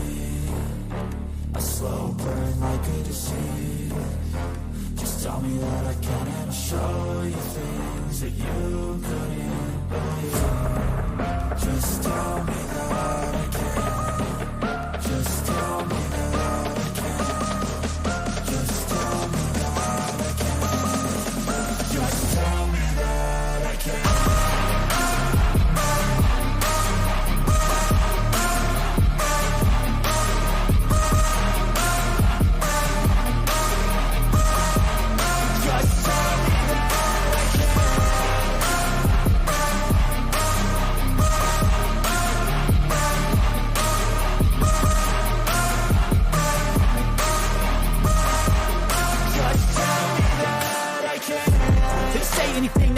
Cause I just wanna hear it out your mouth, yeah. Give me fuel, it's a tool that I use to go ahead and run my mouth, yeah. I take shots, I take loss, I make shots, I miss lots. I thought you get big box, you get yachts, you swing lots and pop off a big shot. I ain't done chasing, got big dreams, bigger things, impatient. Who's at the top think they need replacement? Who's at the top think I'm gonna erase them? Face it, I don't give up quick, I don't give up, I won't give up this. Cause I know that I want it, know that I'm on it, I'll make it, I promise. You don't wanna fuck with me, a slow burn like a disease. Just tell me that I can and show you things that you couldn't believe. Just tell me that I can. Just tell me that I can. Just tell me that I can. Just tell me that I can.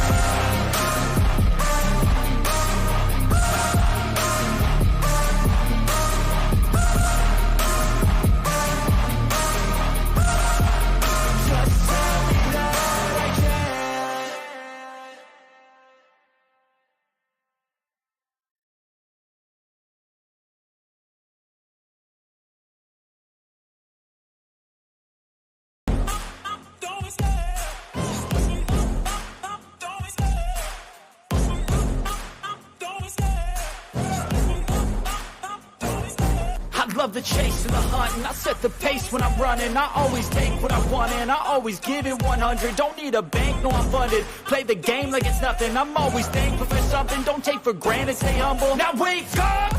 It's time to look at the enemy. Look in the mirror if he is no friend to me. It's not working out, maybe it's the chemistry. It's time to break up so I can make a better me. Better believe in your mind, cause it's everything.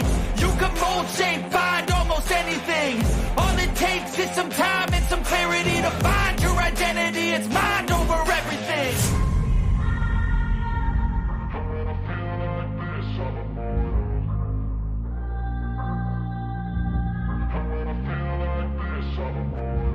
And when I feel like this, I'm immortal.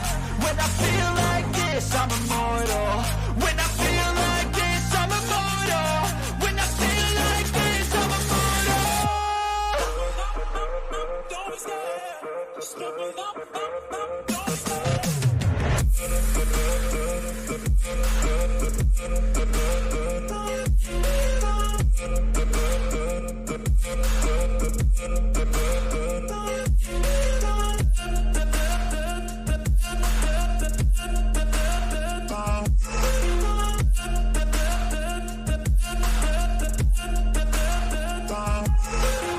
I'm so gone, no I'm never turning back. I won't stop, I'ma fight until there's nothing left. It's so on, you're gonna be hurting bad. Cause I've been to hell and back. You don't wanna make me mad, I stay strong, you will never see me crack. And if you get in my way, you're gonna feel the wrath.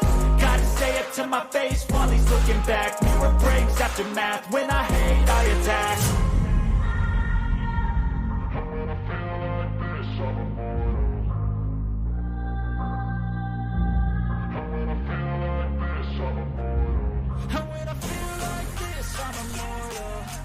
Alright, y'all back.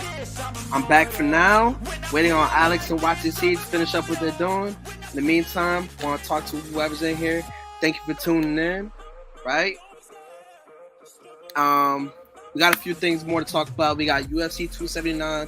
We got some Sports World. From there, we got AEW Dynamite predictions. We're going to take another break after that, and we're going to hit the closer. Once again, thank you for tuning in for whoever did so far, whoever's still here. And I do want to apologize, like I said, for last week. Last week wasn't the best episode, but hopefully we're doing a little better this week.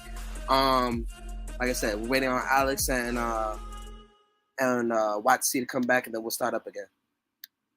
Now, as far as UFC 279, we had the card that we saw. We saw, obviously, the headliner was supposed to be Hamzat and Diaz, but it ended up being Diaz and Ferguson, which is crazy because we didn't expect that to happen so quick.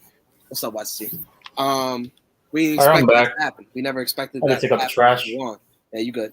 So, Yeah, let's see. I was talking about UFC right now because we're gonna hit some UFC, and then after that, we're gonna talk about the sports world. But we saw Hamzat versus Holland, and that was a fucking clusterfuck because that happened way too quick. I mean, it was nuts. The fact that Holland got beat in about a minute and some change, and I understand like it was a match that was a last minute change and shit. But even then, you didn't expect that. These are like in any combat sport. I know YT you don't watch UFC, but in any combat sport, you don't expect like matches like that to happen. I mean, even the worst fighters in the world, like you could see a boxing match versus Floyd versus fucking Logan Paul, for example, and we don't expect somebody to get knocked out in the first 10 seconds. You feel me? So watching Holland he got defeated by submission in a minute and some change. It was crazy to see. We're just waiting on Alex. I don't know where Alex is. Because it's taking a while. Watch see. Before we start talking about UFC, you got anything else you want to talk about football-wise? Oh, yeah. I said it in the comments. Yeah, before you go to UFC about Matt Rule. I read this article today that he had listed that one of the reasons they lost, not because of disciplined playing, but because, the crowd noise was a factor. You saw those plays when those plays, they got a false start, when they had the crowd being too loud that, somebody jumped too early, they couldn't communicate because usually when crowds get loud, it's hard to communicate with the center, with the offensive line. That's why some of them jump, and that causes a lot of false starts. So that was a factor to the game. Matt Rule noted that out. So that's good to hear that the Giants, the crowd, our fan base is getting loud and, being committed towards the cause. I like how Brian Dable commended the audience, and he's also commending the audience that's more than likely going to oblige by his commands with going all out, the whiteout thing for the game. So that's what I like to see a lot. I love to see our fans this committed to an extent at going to the games. Sure, we have our differences about, with DJ and this and that, or how we should feel the team, should be run. But at the end of the day, we just want to win. But it's nice to see all the fans coming together regardless of what they believe. Yeah, it was cool. Wink Martindale, he asked for that, and it happened. It was beautiful to see. Asking you shall receive it. Yeah, no, it was beautiful to see that. It was also like the defense. O'Shane Zimenez had a big game. Like, I got to give him credit for that. O'Shane Zimenez definitely. Yeah, I got to also give credit for fuck Patrick Graham. Fucking Wink Martindale. He revived this man's career, man. The way he made Jahan Ward. Darnay Holmes also did pretty well, and Adoree Jackson. I think Darnay only allowed one target, like one reception for 4 yards. Everything else nobody caught it, so he was locked down. I thought you tripped down your stairs or something, Alex. I was about to be I apologize. So my godfather just came from the Bahamas. They got me some stuff. Look, I got some new shades. These are really good. I think he's give a fuck about no Bahamas. Anybody give a fuck about no Bahamas? You said what? Anybody give a damn about the Bahamas? Well, that's why I took long. Look, they got me a new shirt and everything. Aren't you supposed to go to Ecuador soon? I'm going next week. Yeah. Oh shit! I'm going in February. Wait. What? When are you going? On the weekend? Tuesday? Oh damn! So it's just me and you next week, Alex. Because tomorrow's not that I'm trying to like ask for happy birthdays or anything. But my birthday's but what part? That's where I'm going. Oh, that's right. Your birthday is soon. Jesus. Oh yeah. Well, happy birthday. Birthday then. I'm a horrible friend. But fuck that. You don't even remember my birthday, do you? I don't. Exactly. So I don't feel bad anymore. Anyway, so look, we were talking about by the way. Anybody give a damn about Guayaquil, all right? Cuenca's where it's at. Anyways, so let's get to it. We'll talk about UFC 279 real quick. Alex wasn't here last week, so we weren't able to talk to him about it. But it's all good. Ahead. We're not gonna talk about the prelims, but we're gonna talk about the card that we saw. We had Johnny Walker. He what was it? Versus I forgot how to say this dude's name. Cutelaba, whatever. Say his name? I am Cutelaba. Yeah. All right. So Johnny Walker, first round submission. What was it? The first 4 minutes of the very first round. Yeah, 4 minutes, like 30-something seconds in the first round. It was a performance of the night, actually. Yeah, so he got an extra 50 G's. Yeah. But we also saw Aldana versus Chaisan. I don't know how to say some of these fucking Kiasin. All right, so Aldana won in the third round, TKO. Mm-hmm. So there's another cat. There's a lot of catchweight fights. I will say that almost every way is a catchweight fight. The fight that I want to talk about actually, Li Jingliang versus D-Rod, Danny Rodriguez. I feel it like was a split decision for D-Rod. Jingliang got robbed. I was gonna say that, but wait. I think we're saying he got robbed for the two different reasons. You're saying you got robbed. He got robbed because you think he got robbed, right? I assume. Like, why do you think he got robbed? This was a catchweight fight. He was training for Tony Ferguson, and then all of a sudden he had to fight a whole different guy, and he had to go down a little bit. I think Lee fought the better fight. I don't know about that. I think Lee fought the better fight, especially that first round. I'm gonna give it to D-Rod. Second round, obviously, I think Lee fought the better fight on that. I think he should have won that, but it was split decision for a reason. So I guess, I mean, yeah, he was supposed to fight Tony. So in a way, I mean, a split decision loss isn't that bad. I mean, it's bad, but it's not that bad for a last minute fight. I personally think Li Jingliang won that fight, but either which way, the fight after that, we saw Hamzat and Kevin Holland, 2 minutes and 13 seconds first round submission for Hamzat. I mean, I'm surprised. I'm surprised, but I'm not surprised at the same time. I mean, did we really expect Holland to win that fight? No.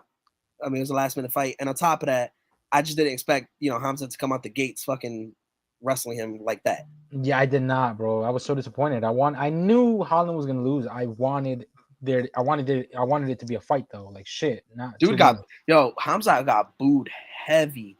Like, of course, he missed weight. Yeah, he got booed heavy for missing weight. Honestly, the way this whole thing looked, this is like sketchy as hell. I feel like in a way, this shit was planned. Like the way Dana White usually has a serious tone about shit like this, but Dana White looked like he didn't give a damn that Hamzat missed weight. And on top of that, it was just a perfect setup to have Tony and Diaz, and then Hamzat and Holland. I think the shit was planned. Look, man. I think the same thing too. Not for that reason though. I said it because if the UFC, remember everything's business, right? Yeah. If the UFC wants to make Chimaev the new villain of the UFC, they can 1000% do it, and there's no better start than what we just saw.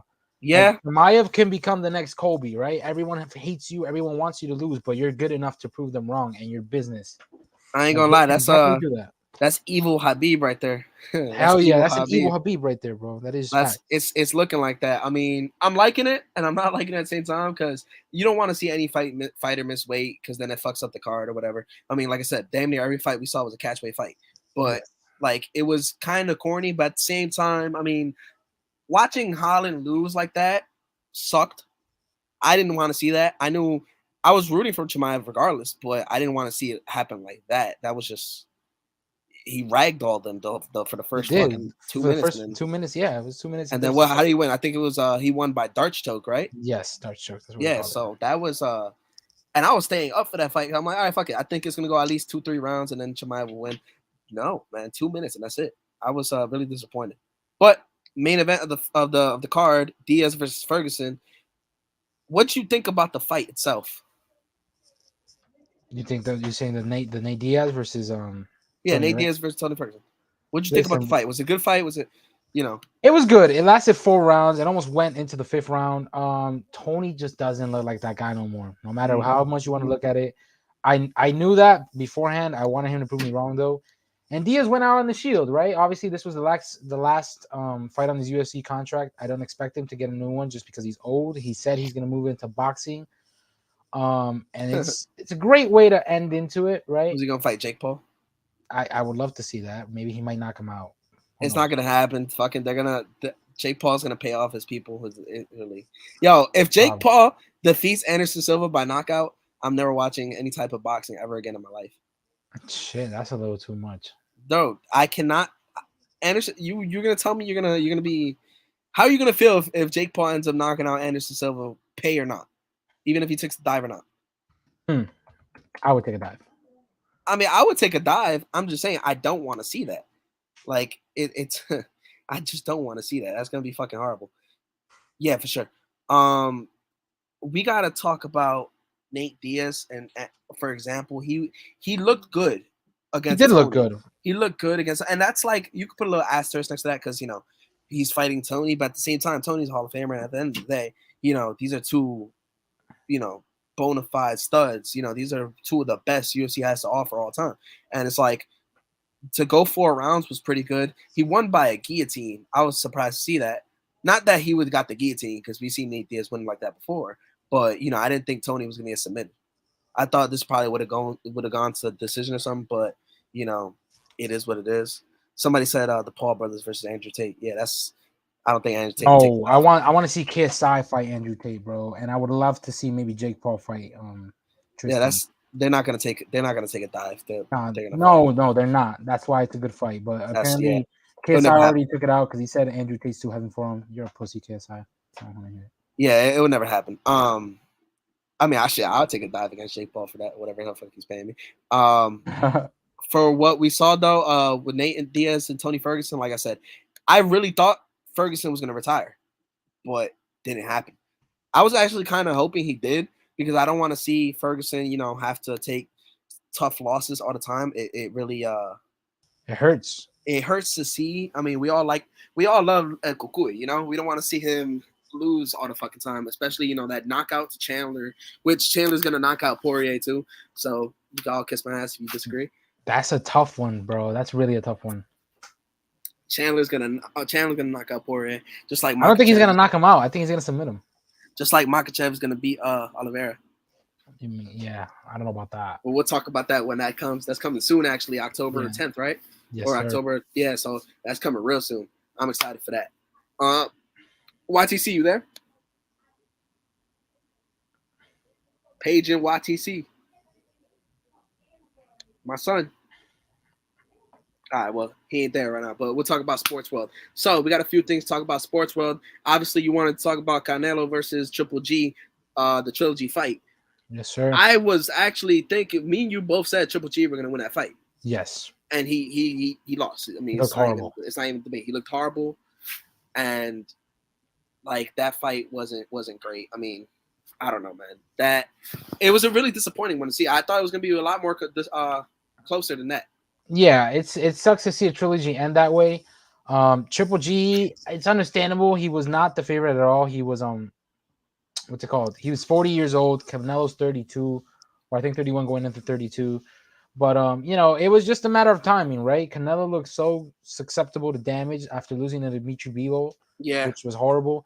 And then Triple G has won his last 4. So I thought it was a great fight. I thought my expectations were for it to be a great fight. This is great for Canelo though, because now even though he's fighting a 40-year-old Triple G, it's great for Canelo because he needed that win. After he that did. I always said loss he took. Canelo cannot lose 2 in a row. It was gonna look horrible. It was really gonna damage his reputation, his legacy. I'm looking forward to that now. He was supposed to fight again in December, but he injured his hand in this fight. He's gonna rest up, but that rematch with Dimitri Bivol is the A game. Is the fight to happen. I don't think he's gonna rush into it though. I think he's gonna take another warm-up fight just because Dimitri Bivol is nothing to be played around with. I'm rooting for Canelo heavy. I am, but I just can't take him in that fight.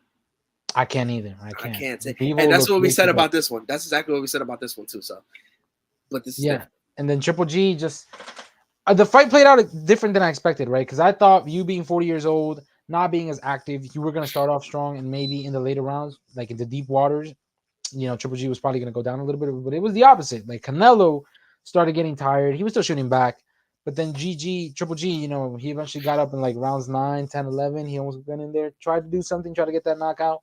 But Triple G was expected. He was a heavy favorite to lose. But it does not affect his legacy in any way. Triple G's legacy is cemented. He's one of the best. The only guy he has lost to is Canelo. That's nothing to be ashamed about, bro. Like he is one of the best in the business. Of course, I mean to lose to Canelo is not really. That's like but Triple G, I had him in that. It just wasn't. I know it stings him though. The same way it stings Canelo that his only loss up until this point was Mayweather. Now it's 2. But damn, I feel like that stings even more. It just does. Like you telling people like, "Hey, I'm 40-2." Well, who'd you lose to? I lost to one guy twice. Shit, that hurts. That really hurts. That's kind of like at least GSP his 2 losses he got his wins back in UFC. He did exactly. Hey, hold up. You gotta think we'll probably see Usman versus versus Canelo. You think? Nah, probably not. No, because Usman already lost, and so did Canelo. Hey, that it doesn't matter. It's all good. Look, That boy's too heavy for Canelo, bro. You think? He's too heavy for him, yeah, bro. I mean, what's Canelo anyway? His natural weight is 168. Yeah, I mean, Usman's 170. No, he's not. That's not his natural walking around weight. Oh well, I mean, yeah, but Usman can still go down to 170 for the fight. I mean, I don't see why he wouldn't. He could. I don't see why he wouldn't. He'd be making more money in that fight anyway. So it would just make more sense. My God, UFC fighters are so underpaid, bro. It's not even funny. Really Listen, we got what was the other fight? Oh yeah, Mayweather versus Deji exhibition. Yeah, man, that's coming up. Apparently, well, not apparently. Mayweather confirmed it. That's coming up in November. I guess he's taking the whole YouTube boxing seriously. He knows he can fight nobodies who are great in platforms and make money off of it. Yeah, and then not pay, the nobodies that he's fighting. I know, right? Yeah, I heard he still hasn't paid Logan Paul. Listen, if I was Deji, I wouldn't take the fight just because. I mean, I guess I just wouldn't take the fight. Probably he won't even pay you. Yeah, but here's the thing, though. As Deji, what do you have to lose? Everyone expects you to lose. Everyone's gonna tune in because they're gonna support you. Like you got nothing to lose, right? Big payday. Everyone knows you might. Wait, but that's the thing. If he even gets paid, well, I'll take the fifth on that one. Hopefully, yeah, you'll plead the fifth on that. But I mean, yeah, whatever. Mayweather. He's money Mayweather for a reason. He's gonna make his money one way or another. Like he said, he is the best when it comes to legalizing legal bank robbing. That's just how it is. Yes, that's sir. exactly what he's doing. Talking about robbing and stuff. Definitely mentioned the whole Ecuador situation in the World Cup. Oh hell yeah. Hold on, where's YTC at? Because YTC said he was in the bathroom. I want to see if he's gonna pop up for that one. Before we talk about that, let's give him a little more time to pop up. Well, let's go more in depth on the fucking Logan. Like the whole YouTube boxing in general, because it has been a little bit more amplified. Listen, I gave up on shitting on YouTube boxing because it's never gonna go away. I mean, It's TikTok not. boxing is a thing now. But speaking of boxing, we saw Le'Veon Bell knock out Adrian Peterson. Yeah, great knockout. Le'Veon Bell's taking it very seriously, man. He took a year off the NFL to start training for it. Props to him for it, right? We've always said you may not be a professional boxer or whatever, but as long as you take the sport seriously and try not to laugh in his face, you deserve all the credit in the world. He deserves it. He got a great knockout. That was a great Adrian Peterson losing that fight, man. I didn't expect him to win, but at the same time, like, it would have been nice. I mean, I don't like when Adrian Peterson takes losses in anything. Adrian Peterson, he's had a great NFL career, but at the same time, it's been played with so much bullshit around it. I mean, he had the whole beating his son thing and the bankruptcy twice, and then the whole plane thing that happened, what was it, not so long ago, like a year, some change ago, and then, like, it's so much shit. What was it? It was something on a plane, domestic violence, which they charged domestic violence on something that wasn't even that crazy. And then you put this, and Adrian Peterson taking L's off the field, it's just not nice to see. And especially the way his career ended, because, like, honestly, what was the last we heard about Adrian Peterson? He got traded to Detroit. Did you even know that he was on the Titans after that? I did not. Yeah, he was on the Titans after that. And it was none of us, the fact that his career ended the way it did, like he was an afterthought, he was forgotten, it sucks because he's, to me, he's the top 5 running back all time in my eyes. 1000%, he is. I mean, my top 5 running backs, I'm going to put LaDainian Thompson, Marshawn Lynch, Adrian Peterson, Barry Sanders, and Emmitt Smith. That's my top 5 right there. Yeah. In that order? I definitely put LT first. I have no questions about that. I put LT first. I put Barry second, just because he was special. I put Adrian Peterson. I put Adrian Peterson third. Emmitt Smith. As much as I want to put Marshawn before Emmitt Smith, I got to put him fourth on that, and then put Marshawn fifth. Marshawn's probably the worst running back in those 5, but I love Marshawn to death. I mean, on and off the field, he's fucking funny. Except the DUI thing that happened not so long ago. I won't get fined.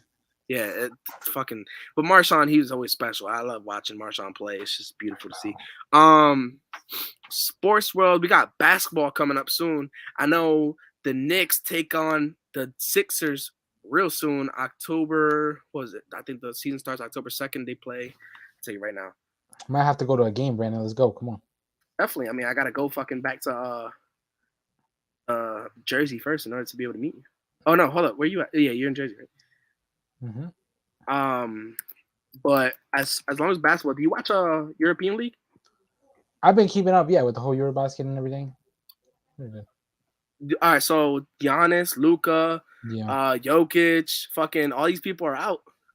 I'm watching. I've been getting a little bit more into we underestimate how good European players are in basketball. Like, not until this whole thing happened did I realize, like, holy shit, all these guys are from Europe, right? Like Luka, Giannis, Jokic, everyone you mentioned, right? Like, it's crazy to think that European basketball is so underrated. I think it's right behind the NBA. Yeah, no, for sure. I've been watching it more because there's this dude on the Dubs Only podcast page on Instagram.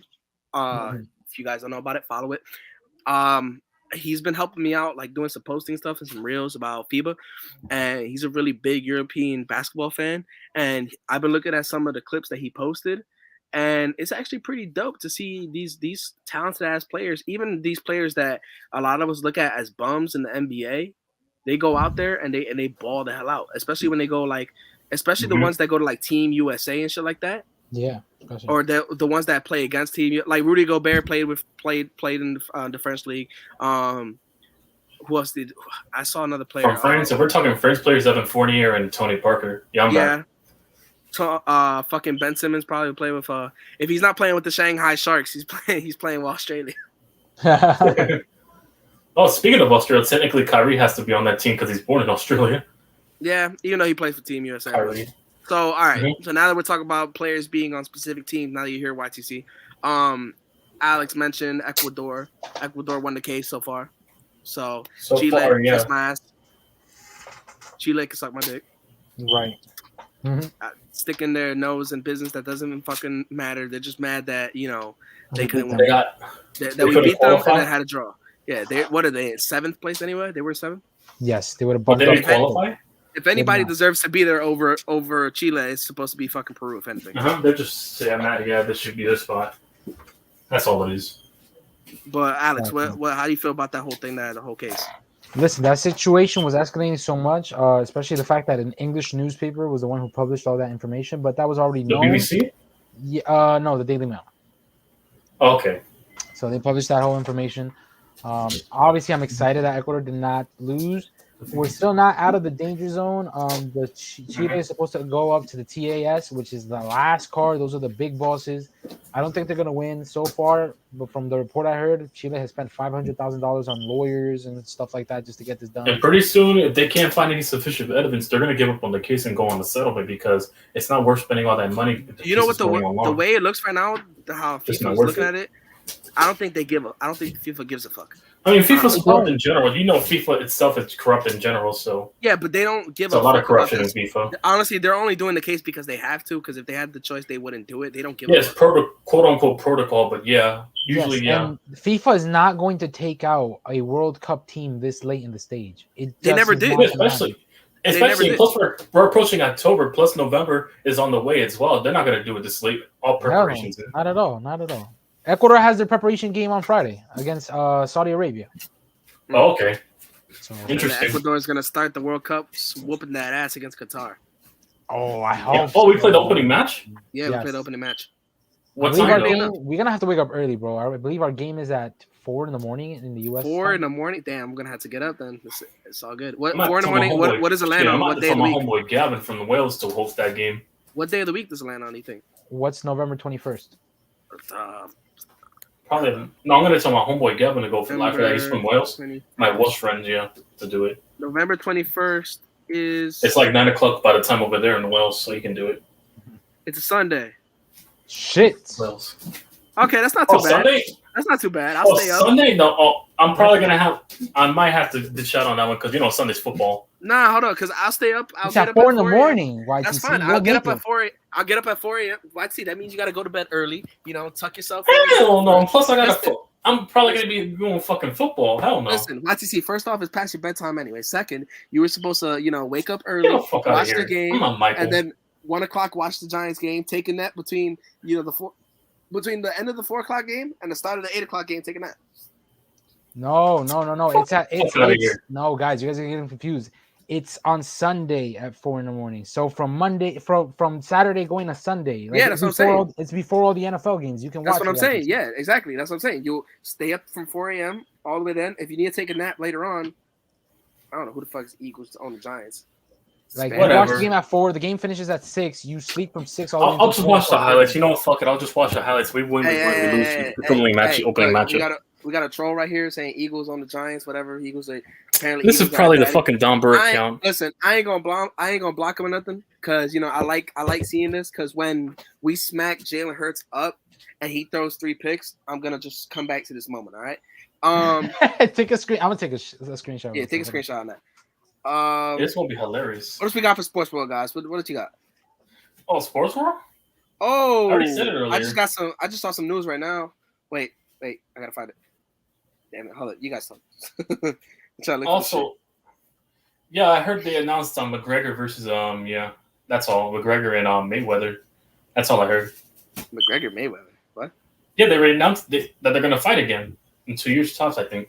The fuck? Alex, you know about this shit? Okay, I was gonna say that Mayweather announced it, and then Mayweather announced he's gonna fight McGregor again. McGregor tweeted out not interested, like in a tweet, and everyone knew he was saying it. Like, I think they're gonna fight. It's probably gonna be. Yeah, they're gonna fight at some point. Oh, once the money talks over. YTC, that's from your comment section. It's Corey Harris, I think, probably. Corey Harris, this bitch. Corey Harris, fancy. All right. Oh yeah. This is probably Corey Harris's burner account. Come on, you coward.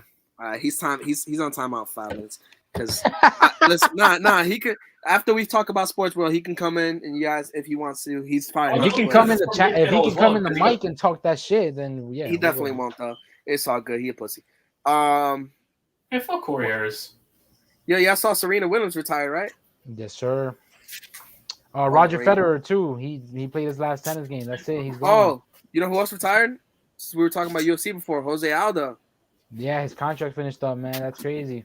Oof. Yeah, I mean, happy retirement for him. He got it. Now he has a baby too, so that's great. He did his stuff. I saw Eddie Alvarez too is supposed to go back into boxing because he's done with his championship winning contract. Oh, which is pretty good. Everyone's going into boxing now. They're realizing the payday there is so good. Like, but that's that. Alex, let's talk for a second because I had this. YTC, you were there. I had this argument about why the UFC is gonna take over boxing as far as like the big combat sport or whatever. And RJ. Remember RJ? I had RJ, Giants Nation RJ on YouTube. He cool. He a bitch sometimes. He look like Norbit, but other than that, he cool though. He cool. He cool. But he was saying that UFC would never take over boxing because boxing makes too much money. I disagree. I mean, what do you think? You think UFC will ever take over? Alex? I'll go first on that. No, not at all. No. The UFC, first of all, it's very young. It's only been around for like 15 to 20 years. The thing is, when it comes to it's not so much about the UFC. It's about mixed martial arts in general taking over boxing, right? There's not very good companies out there for mixed martial arts yet. You only have the UFC and Bellator. That's it. When it comes to boxing, you have DAZN, you have DPT, you have everything. You have Showtime. You have now like boxing, the whole Misfits. Like there's so many boxing companies out there. It's gonna take so much and so long to catch up. It really is. And by the time they catch up, boxing is already going into that new stage. Right now, we are living in that stage, right? The whole YouTube and TikTok. This man said he's Met Daddy. You spelled this wrong name, you idiot. Go ahead. Like that's the way it's gonna be, right? So I don't think mixed martial arts will take over. But you know what the thing is? I just don't. You know what? Boxing has been a dying sport for a while now. Like there's no UFC makes good money for a young ass sport. I mean, they've only been 20 years. That's all. Yeah, 20 years. Yeah, 20 years. So I mean, for what they've done now, I think give them 10 years, they're gonna be really, really close to taking over boxing. Listen, the problem with boxing is you're right. It's not that it's been getting boring. It's just that because all these good fighters are on different contracts, different companies, the big fights can never get done. That's why we waited so long for Triple G to fight Canelo again, because the whole DAZN contract was out of it, and then they had to go back. UFC is hell of a lot more organized. David Benavidez versus Terence Crawford took so long to make Now we have Errol Spence versus Terrence Crawford. That's amazing. That's in November. But that took so long to make because these guys are in different companies. And that's the problem. These promoters, they don't want to let the money go. So that's why. With UFC, it's a little bit easier. Like literally, Dana White lets his UFC fighters go to box. Like shit. Yeah, I mean, that's why dudes like Kamaru Usman is going and shit like that. You might see Israel Adesanya end up going at one point to box. I mean, Francis Ngannou is definitely gonna box eventually. I actually had the same argument that they were because these boxing fans were trying to act like they don't know who Francis Ngannou is. Francis Ngannou, if he goes to boxing, how well do you think he would do? I think he would do great. I think he would do great. Yeah, he's not a big wrestler. He's not a kicker. He's got obviously great hand speed and great technique. He's the hardest fucking puncher in the world. Yes, he is. Francis Ngannou in the UFC would be the same. He would have the same tactics and same fight plan as Deontay Wilder. Deontay Wilder doesn't go 12 rounds. His point is not to go all that, but he can knock you the hell out. Oh, speaking of Deontay Wilder, Tyson Fury he was accepting the match, right? Yeah, last I heard, right? Yes. I mean, what do we think about that? You think Tyson Fury could pull out a win on that, or? Of course, he already did it. Right? He's gonna do it again. I know, but it's been about a year since he fought, right? Yeah. So we got to see how he is. I mean, I'm sure he'll be fine.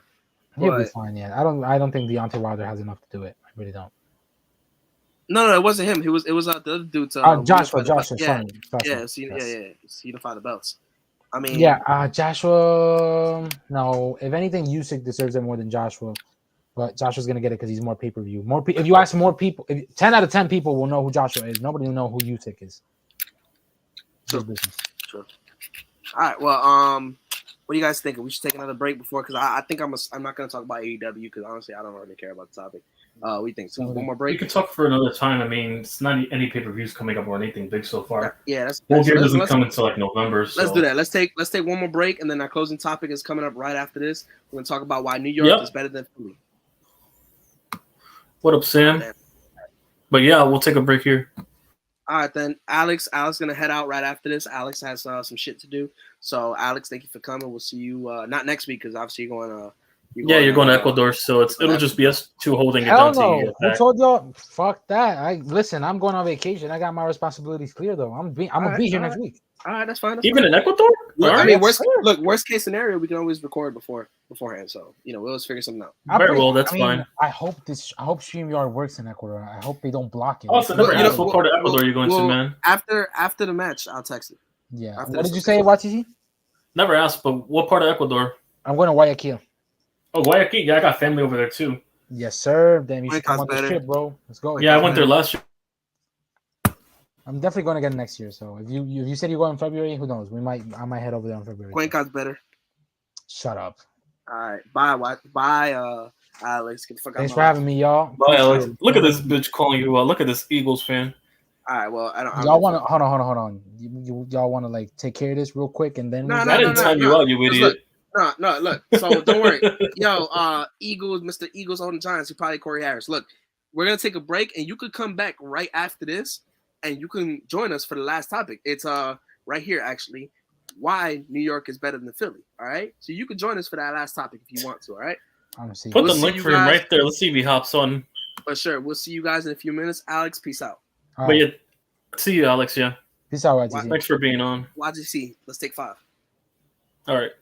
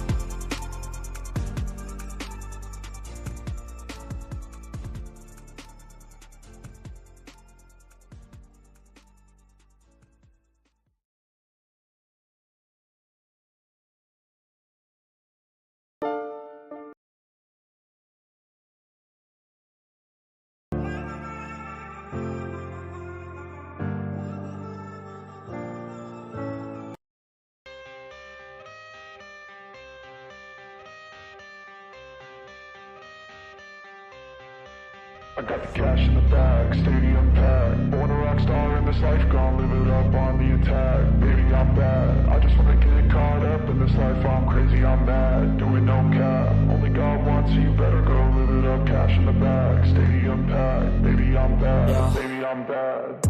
I just wanna stay that, stay mad, chip on my shoulder cause they treat me like an outcast. I ain't gonna take that, stay back, I'll be swinging hard till the hits come in all caps. I ain't gonna lay back, pray that someone's gonna help me, ain't nobody like that. I ain't gonna wait, that's all fact, give me one shot and I'll never get the throne back. I'm sick of being cautious, I'ma go cause something, can't stop this. I'ma steal everybody's lane, call it shoplift. Sick of hearing everyone complain when they thoughtless.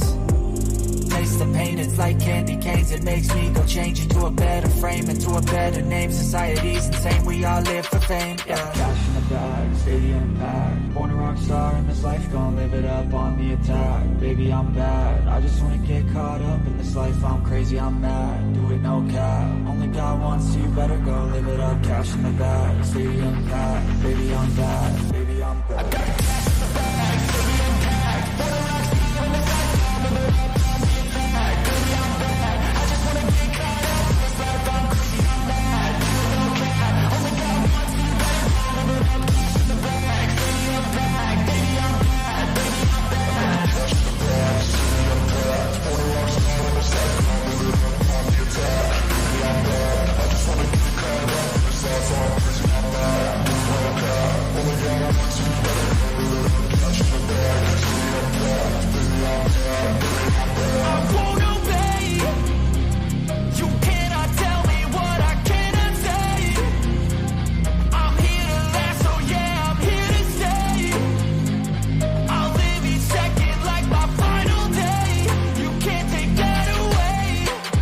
I got cash in the bag, stadium packed. Born a rock star in this life, I'll live it up on the attack. Baby, I'm bad, I just wanna get caught up in this life. I'm crazy, I'm mad, do it no cap. Only God wants you, better go live it up. Cash in the bag, stadium packed. Baby, I'm bad, baby, I'm bad. I got cash in the bag, stadium packed. Born a rock star in this life.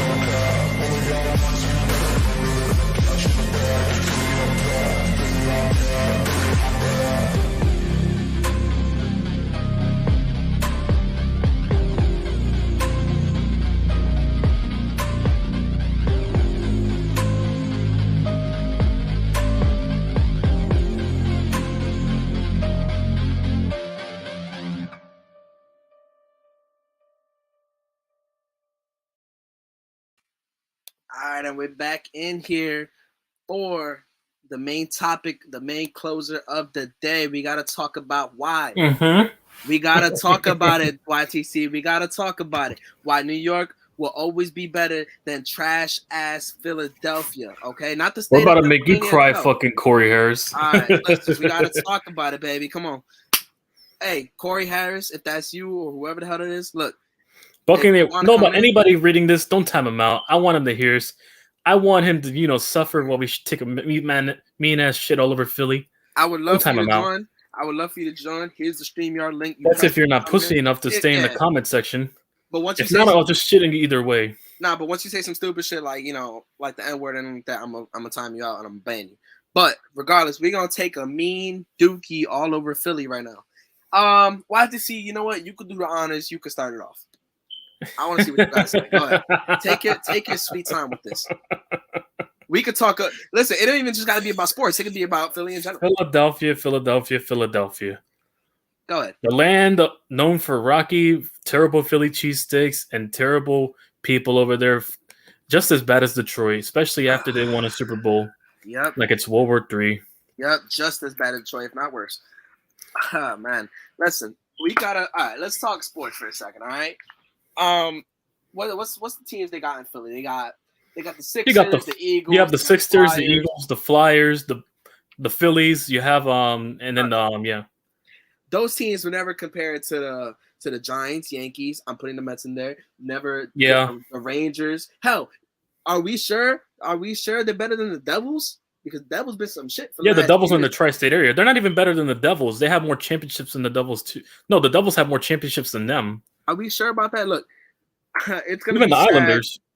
Listen, seeing Philly fans cry is the funniest thing in the world. Especially like Joel Embiid a few years ago with that double dunk in basketball. We're not even. It was so beautiful to see. Joel Embiid was crying like a little bitch, and it made my heart cry tears of joy. It was so happy to see. Jalen Hurts. I mean, you want to talk about Jalen Hurts, really? Jalen Hurts. You mean the running back? Yeah, the running back. I'm sorry. He's exactly what Lamar haters think Lamar is. I haven't seen. I mean, I'm not gonna take it away from Jalen Hurts. He's been doing good these last 2 games, but none of his highlights have a pass in it. It's that funny. I don't know who gives a fuck about the Eagles other than Eagles fans. You guys are a piece of shit fan base. Hey, listen. Let me piggyback over that. I have never heard such delusional fans in my life. I swear, everywhere you go, they're like the Houston Rockets of the fucking NFL in terms of the NBA. They swear they're gonna get every piece, every free agency person that's gonna pan out. Think of fucking Cooper Kupp went to free agency hypothetically. Oh, the Eagles are automatic favorites to get him. Aaron Donald went to free agency. Oh, the Eagles are gonna get him.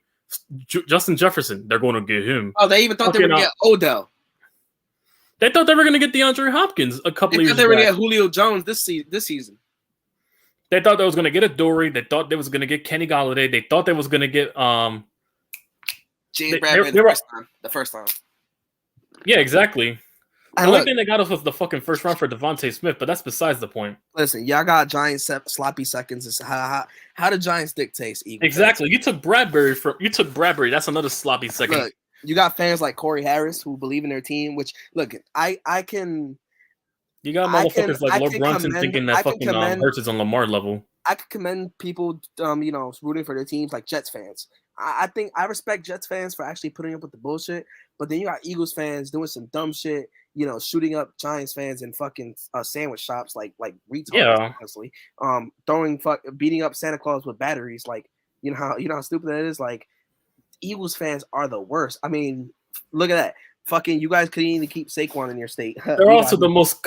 Even their fan base, just Philly in general. When you go to the games, you go to Philadelphia, the Flyers, especially the Eagles, like the Sixers and Eagles, especially the Eagles. That environment over there is just crazy. Just motherfuckers get pelted with batteries if you're not wearing Eagles green. It's a very hostile territory. Nobody want to go to because their fans have made it complicated. Outside of the Raiders, they're the only NFL stadium that have a jail cell in their stadium. They also booed Santa Claus. They also cheered for injuries like Michael Irvin. I guarantee you they cheered when Saquon went down. They also cheered when Dak went down.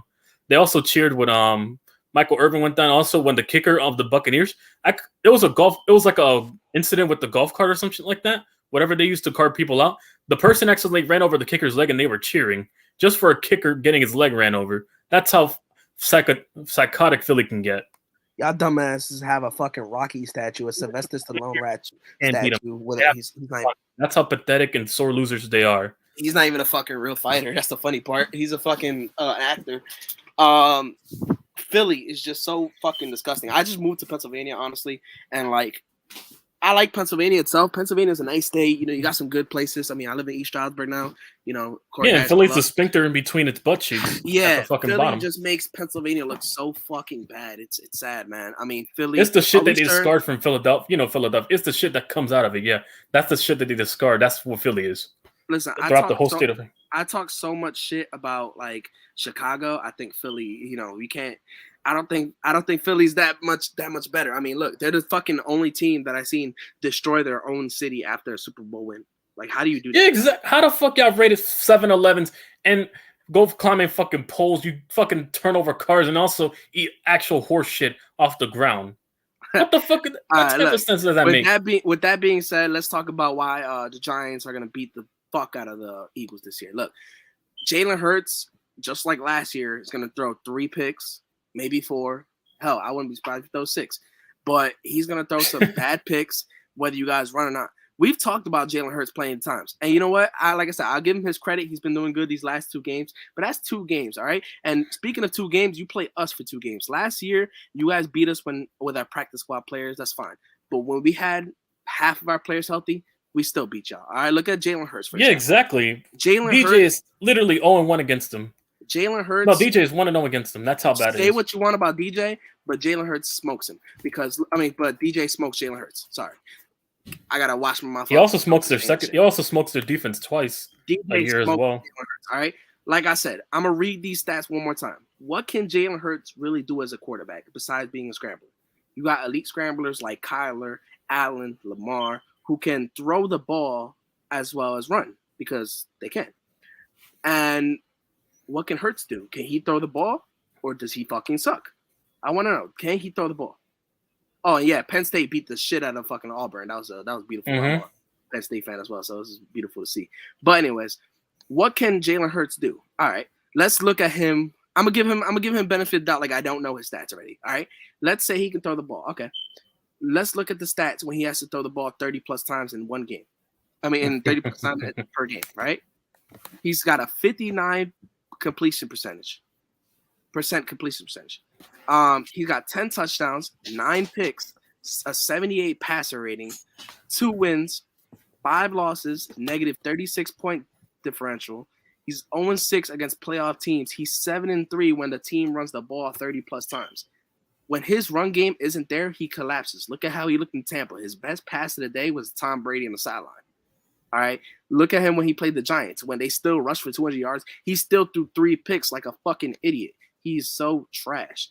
And what are you talking about? Yes, he is. All you have to do is literally blitz him. The moment you blitz this motherfucker, he starts throwing picks. It happens. You look at the Tampa Bay game. When that front 7 in Tampa Bay was getting the Hurts, when that O-line couldn't protect, it was overthrowing a lot.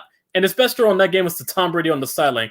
All you have to do is just blitz him. He can't throw under the blitz. That's what teams have to figure out. The thing they did with the Vikings, hold up.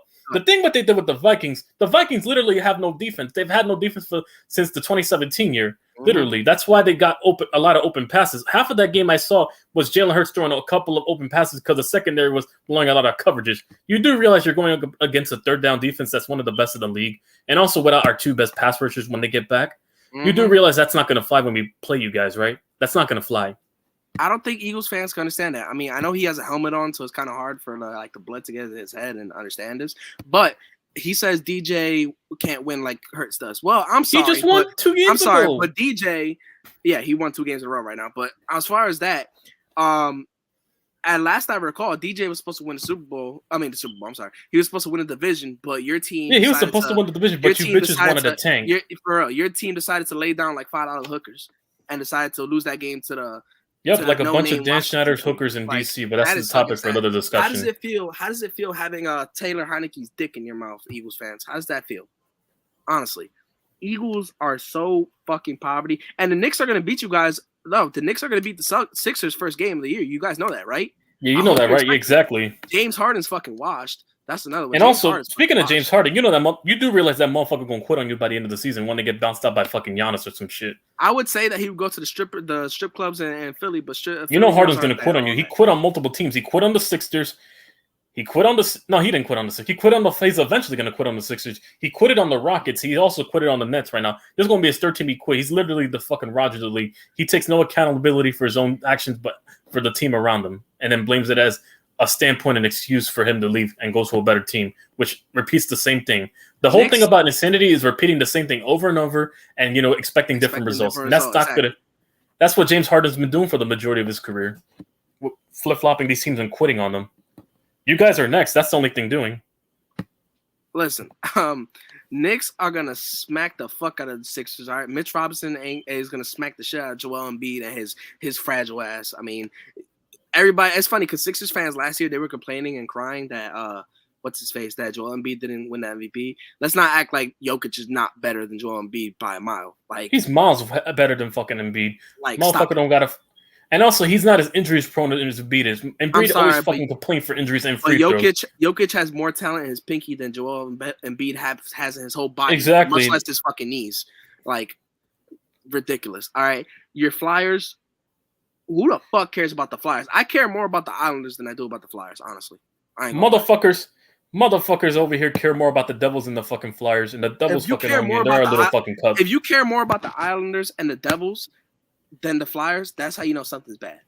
All right? Yeah, exactly. I don't even think you guys haven't been into. But yeah, fuck the Flyers, fuck Claude Giroux, fuck all the fucking and your fucking goalies are ass as well. I remember that fucking game. We backshot the Rangers. My Rangers backshotted your entire fucking goalies 8-3. That last game I saw. The fucking Phillies. I mean. Are we serious? Come on, the Phillies. Listen, I know me and YTC argue about Yankees Mets all the time, but both the Yankees and the Mets. But we can both agree as a Mets and Yankees fan, they're fucking ass. Yankees and Mets, absolute poverty. Yankees and Mets clear you guys easy, okay? I mean, you guys are what 80 and 67, so you guys are. You better enjoy bad as far as record, but you're losing right now. And also, speaking of rings, right? Go ahead. Speaking of rings, enjoy that fucking 2008 ring that fucking Jason Worth won, you fucking idiots. That's not going to happen again. The Blue Jays are up on you guys 3-0 as we speak on the top 8. So that's what I will say about the Phillies. Ain't nobody give it them. But that 08 team does never compare to the 09 Yankees team. I know that for sure. Oh, yeah, for sure. I mean, you guys don't even compare to the fucking 2015 Mets, and we lost. They don't even compare to the mid-2010 fucking Chicago Cubs that finally won a World Series. Bryce Harper's fucking trash. Fuck him, you bitch. Yeah, fuck Bryce Harper as well.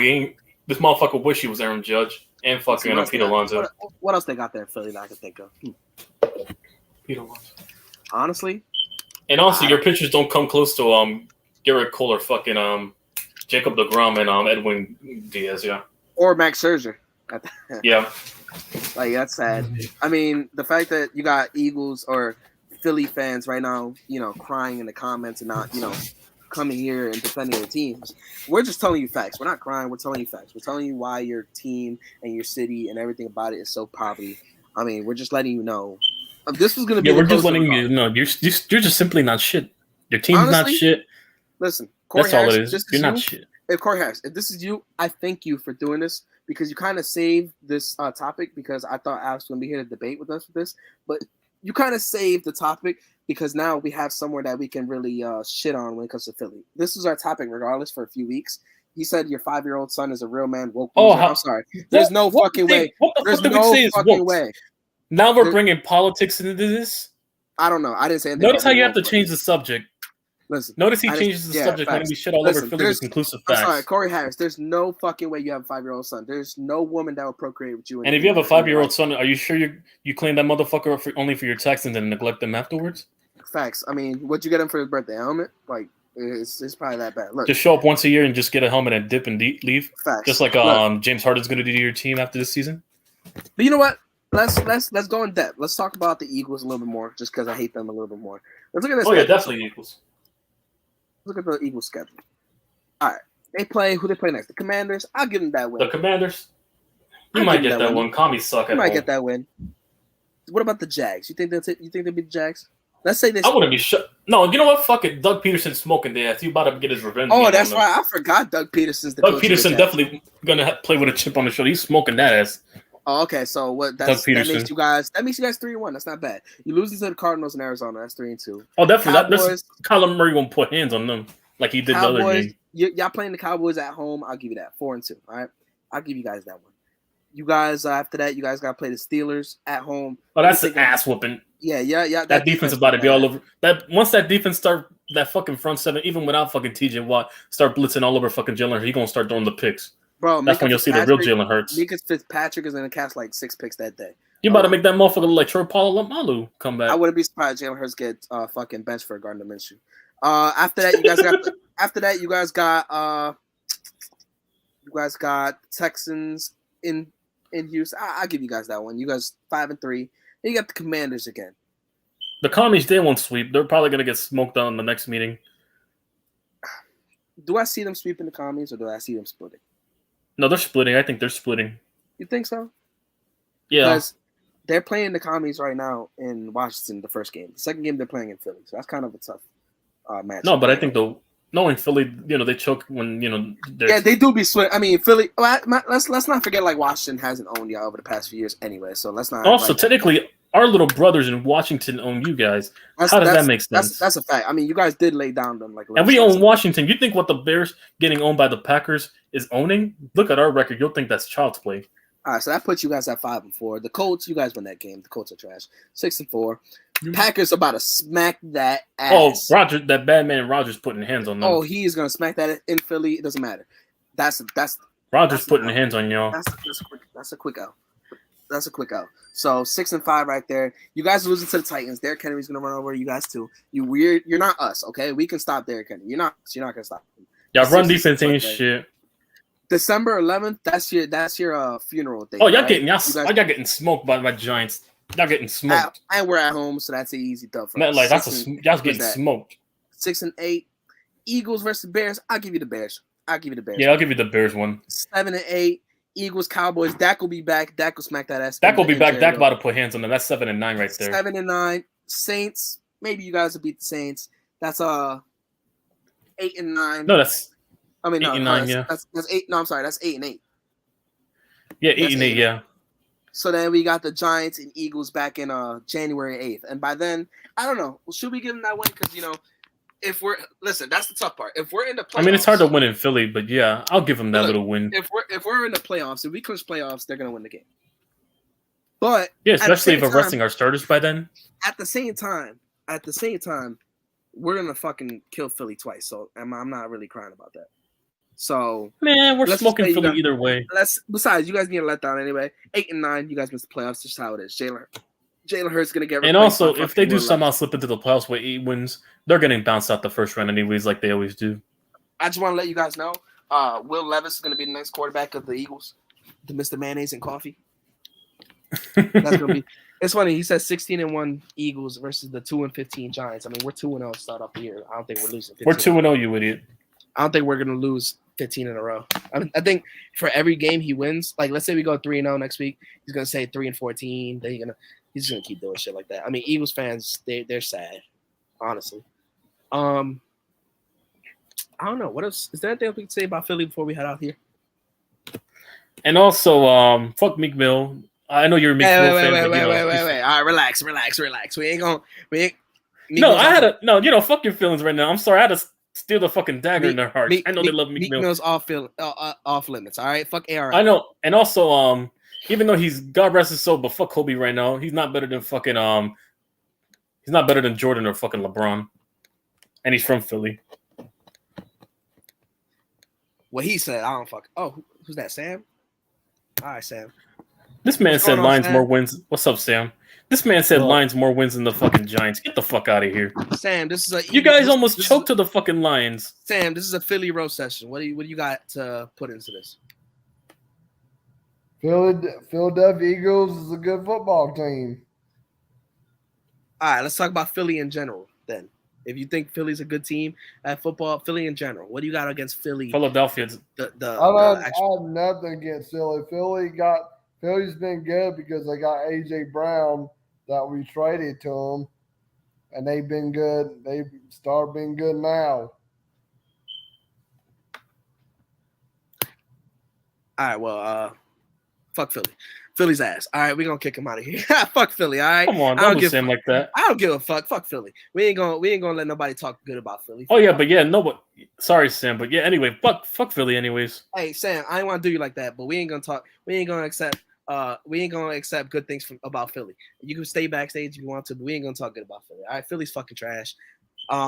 Corey Harris, you were too pussy to actually come in and actually talk to us. Finally, a real fan. If you think, hey, listen, if you're a real fan of the Eagles, link's right there to hop on, you pussy. No, I'm gonna give you about 30 seconds to hop on just to talk good about. You didn't hop on Corey Harris. This is you. You didn't hop on Giants Nation stream like you agreed. Well, man the fuck up and hop in here and keep your promise. A New York slice is better than Philly cheesesteak. That's a pretty easy comparison. Yes, easy. You guys had to bite off of the Packers. You know how they wear their cheese heads? Y'all motherfuckers think y'all New York, but the subway as well. They decided to wear a fucking a Philadelphia. And also, fuck the SEPTA train. MTA all the fucking way. New Jersey turned it as well. And New Jersey. Since we're taking a shit on Philly. I guess he's not gonna pop on. So look, that's gonna be the end of this because I'm tired of shit. I'm still sick, and I gotta eat something and go to bed. All right. So look.